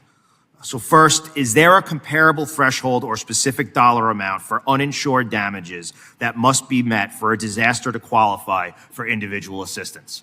Our individual assistance program does not use a very clear-cut guideline like that because we understand that the community impact could also be a consideration. And if a community has had such significant trauma to it, we wouldn't want an arbitrary line, an arbitrary number to prevent them from getting assistance. So We have flexibility within our authorities to understand the impact of a community, but also what the availability and the capacity is of the state or the local jurisdiction to support them. So we're going to be talking about this in the Homeland Subcommittee, but if you wouldn't mind, if you could have you and your staff, if you would be willing to provide more detailed information on how those thresholds for individual assistance are determined. I understand that it's sort of a cloudy area, but that would be able to help us on Long Island assist our neighbors and give them concrete answers as to what they're dealing with. I know that, again, Mr. Lalota and Mr. Garbarino are both dealing with a lot of phone calls, a lot of concerns, people that really don't know where to turn to next. And as we know, these storms were devastating, unexpected, which sometimes makes them even more devastating, and we just want to give them answers. So if you could provide a little bit further detailed information, we'd all appreciate it. Mr. Chairman, I yield back. Chairman, thanks. The gentleman, the chair now recognizes Representative Yakum. Thank you, Mr. Chairman, and thank you for being here, Administrator Criswell. The hardworking men and women at FEMA have an important role to play in our communities, helping lift up their fellow Americans when they've been knocked down by a disaster. But recent months have exposed a capabilities gap and a trust gap. And that trust gap is no act of God. And I want to better understand this recent scandal in which houses in Florida were skipped by FEMA canvassers because of Trump signs in their front yard. You've referenced an investigation that is currently underway. There have been concerns expressed that FEMA is deleting emails related to the employee's assertion that it was a directive from her supervisors to skip homes displaying signs supporting President Trump. Ms. Criswell, can you commit to us today that all FEMA records, including Teams messages, emails, and text messages, have been and will be preserved for this investigation? Congressman, all of our records are preserved, and I can commit to you that any requests that you make, we will make sure to send them to you. Thank you. You've been fairly consistent and insistent that this was one employee who acted alone, but are you able to guarantee that no one at FEMA headquarters gave verbal or written guidance in the wake of Hurricanes Helene and Milton that recommended skipping or that otherwise warned canvases about interacting with houses with Trump signs in their lawn? We are continuing to investigate the circumstances surrounding this, but I have been presented with no evidence at this point that there was anything beyond this one person's direction. And what steps will you take, because it sounds like you cannot at this point guarantee that that has not taken place. What steps are you taking at FEMA headquarters to ensure and guarantee us that no guidance was given from headquarters to skip over houses that were skip over houses that have Trump signs in the front yard? Again, we want to make sure that all people impacted by these disasters have the assistance that they're eligible for and that they deserve. We are continuing to conduct an investigation.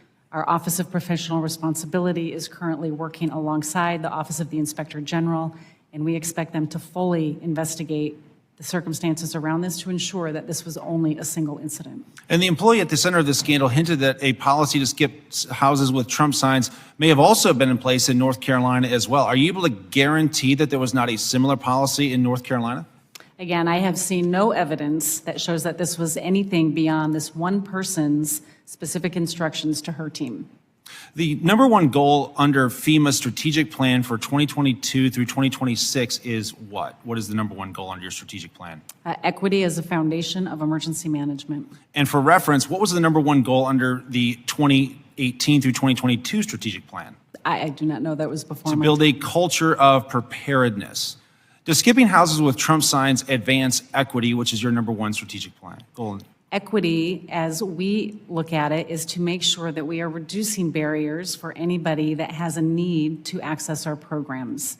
And so we are ensuring that we are taking down barriers so all people impacted by disasters have access to the programs that they need and that they are eligible for. And equity, according to FEMA's own guidance, which, in the executive order signed by President Biden, executive order number 13985 defines equity as, quote, the consistent and systematic, fair, just, and impartial treatment of all individuals. Do you believe that the individuals with Trump signs in their front yard were treated fairly and impartially? They were not, which is why we terminated her. Thank you. And I'd like to yield the balance of my time to The chairman, Mr. Perry. Oh, well, the chair thanks the gentleman. Administrator, you're in support of the supplemental request. You're in support of that, right? And you would kind of agree with the assertion that you don't have the staffing necessary to complete your mission in one form or another. That I don't have the Staffing, staffing? you don't have personnel. I have the staffing and personnel to complete our mission. You do. I need funding to continue to support You need reimbursing. the funding. Okay.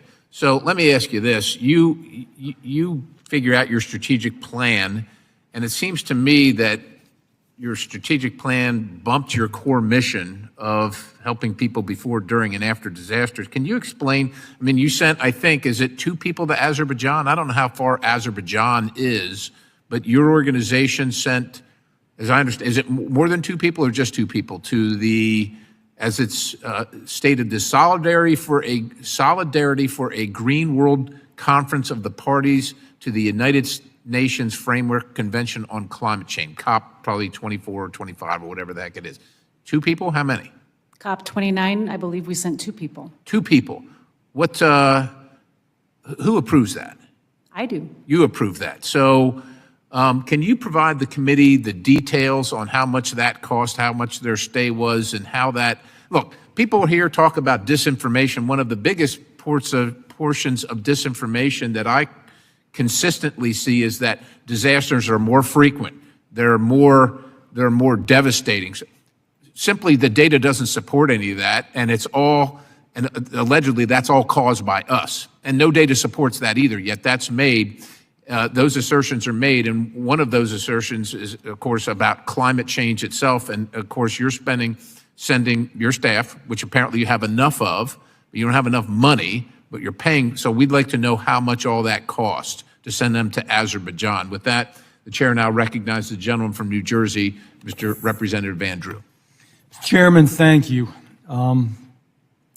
Administrator, you seem like a really nice person, and you have a very nice personality, and you seem calm and gentle. So I'm going to apologize in advance because I'm angry and I'm tired of it. I don't only sit on transportation. I sit on judiciary. And, you know, I've been at hearings for hours where we were told that there wasn't any plan to go into Roman Catholic churches. And I'm digressing, I realize that. And yet we found out there was, and they had to apologize.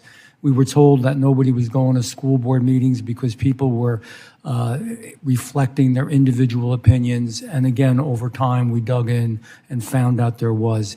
There is a culture in America that this issue represents and symbolizes. Now, I'm a plain speaker, I'm a plain talker, and I'm very direct. So I'm going to ask you some things. I know you've talked about it, but the reason we keep going back to it, Administrator, it's a really big deal. It's the First Amendment that people have the right to express their viewpoint, their feelings, who they want to vote for, what they believe, whether they're liberal or conservative, Republican or Democrat, Trump or Harris, who cares? Because guess what? The folks on the other side of the aisle should know if it happened to us, it could happen to them. That's the reality. And I believe that FEMA's blatantly neglected its core mission of providing emergency support to all Americans without prejudice or bias. And I also believe this doesn't happen in a vacuum.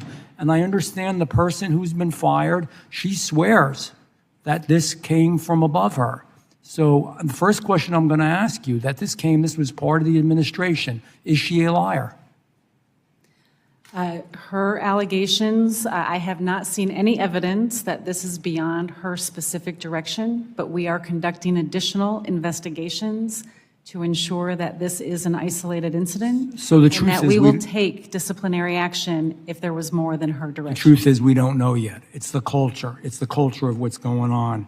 And you know, part of what they said, this individual, they called Trump supporters, and I know I know your answer is going to be, no to this, as, quote, vicious dogs, end quote. I want to just say how deep and mean this was. Do you believe that Trump supporters are vicious dogs? That was a comment that was not made by me, and I do not believe in that comment, no. Okay, I'm sure you don't. Do political affiliations with the Republican Party make someone inherently dangerous because they happen to be a Republican? Yes or no? That is not in alignment with our core mission and our values of integrity, compassion, fairness, and respect. And I agree, and I understand that, but think about this. People, when they are their most vulnerable, most in need, most scared, most worried, in the most trouble, probably in their entire lives, hardworking men and women of America, looking to a federal agency to protect them, to help them, to take care of them. And they got literally a knife in the heart.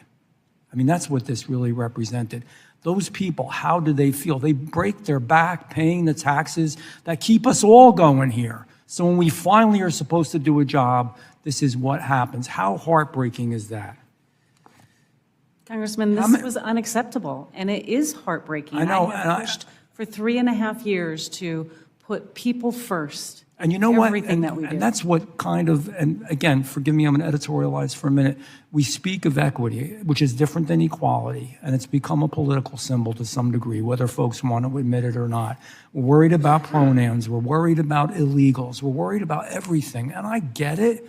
But how about just worrying about the average man and woman who's working, who lives in America, who's legal, who pays their taxes, who obeys the laws, and finally needs help? Because most of these people never need help. They don't want anything. They get their Social Security when they retire, and that's about it. Just think how they feel. And I'm concerned. And I have to tell you, I have personally asked Joe Kufari, who is the Inspector General in Homeland Security, personally asked him, sent him a letter. He's a good man. He's an honest broker, to look into this and really dissect this and see what's going on. I think we're going to find it's more than one person. That culture allowed this one person to think it was okay. That culture that we've had, whether it's in the Department of Justice, or whether it is here in Homeland Security, other areas, that culture has allowed this to take place. That culture is wrong, and it denies the most fundamental values of Americanism. You know, somebody said to me humorously, hey, and this wasn't humorous, President Trump had a really good result in the state of New Jersey. He didn't quite make it, but it's usually a very, very blue state. The state I'm from is New Jersey, because we're having wildfires right now, as you probably know. And people wonder, are we going to be punished because it was so supportive of President Trump? I would hope not. Because to be honest with you, I do my job. I was a dentist in my other life, and your job is kind of like that. We have to take care of people, not in the political end, but in the governmental end, regardless of who they are, what they believe, what they feel, what they've said. That is our responsibility and job. This is so unbelievably, fundamentally wrong. And I'm not showboating here as a politician. I swear to God, this really bothers me. It really bothers Americans. It's a grievous mistake. It's awful that it happened, and it has to be fixed. I wanted to see if there's any other questions. Hold on for a second. The gentleman's time. Oh, my time is up. Well, there is no more questions, right, Chairman? Chairman, thank you for making me aware of that. I yield back. The gentleman yields. He might seek time from the next representative if he has any left. The next representative, Representative Bean from Florida, is recognized. Thank you very much, Mr. Chairman. Very good morning to you. Good morning, T&I Committee, and good morning, Administrator. Welcome. Let's cut through the disinformation that's been talked about. So let's play a game called True or False. I'll say a statement, you say true or false, Madam Administrator. After Helene, it was widely reported that a FEMA supervisor told aid workers to avoid homes advertising Trump. Is that true or false? A single employee directed her team to not go to homes. I'm going to put you down for a true then. Is that correct? A single employee. I'm putting you down for a true. FEMA, here's the next one. FEMA is supposed to be nonpartisan. FEMA is supposed to be like the police or fire department. When they come, they're going to deliver aid. They don't care about your race, political affiliations or anything. They're supposed to just get the job done. Is that true or false, Madam Administrator? True. FEMA is a nonpartisan agency. Another true. Putting you down for a true. According to a committee and an email to committee staff, that person responsible was fired from FEMA. Is that true or false, Madam Administrator? That individual was terminated at my direction. I'm going to put you down as a true. How do you know, though, it's only one person? How do we know? This is why I have ongoing investigations, and we will be working with the IG to establish that it was just a single incident. You are working with the AG. That is fantastic. The Daily Wire has obtained screenshots of multiple entries in the system that said Trump signed no contract per leadership. So that's could be evidence, at least it's a trail to begin your investigation. Would you say that's true? That's a good lead. Is that a good lead? Those were the staff that the individual in question directed not to go to Trump homes. I'm going to put you down for another true. So here is the question. Do you understand why Americans lack confidence in FEMA leadership? You understand that. Trust is the most important thing that we can have in government. Again, and you to would have say one yes. individual. Can I put you down as a yes that you do understand why so many people are upset? It is unacceptable why this one person made this direction, I'm and gonna I put you can down for a understand yes. why they are upset. Yes is so much easier to say. Yes, I understand it. You understand why people are mad. I'm not trying. It's not a No, I gotcha said question. that. I'm I just said saying yes. you understand. I understand why the actions of this one individual can be so hurtful. Very good. And I'm going to congratulate you on saying we might need some help from the Inspector General, because Americans just need trust in their fire department, their police department, and in FEMA. So what is the plan to restore Americans' trust in FEMA? What's the plan? We are going to continue with our absolutely committed 22,000 plus employees to assist in the recovery efforts across these disasters and the over 100 other open disasters across the United States, helping them rebuild and restore their lives to get back to some sense of normalcy. Thank you, Administrator. Thank you. Mr. Chairman, I yield back. The gentleman yields. Are there further questions from any members of the subcommittee who have not yet been recognized? Seeing none, that concludes our hearing for today. I'd like to, and I'm going to thank each of the witnesses. Administrator, it's been tough, but we do appreciate you being here. I know it's not always fun or pleasant, but we're very appreciative that you took the time to come and hear our questions and provide your answers. So with that, this subcommittee stands adjourned.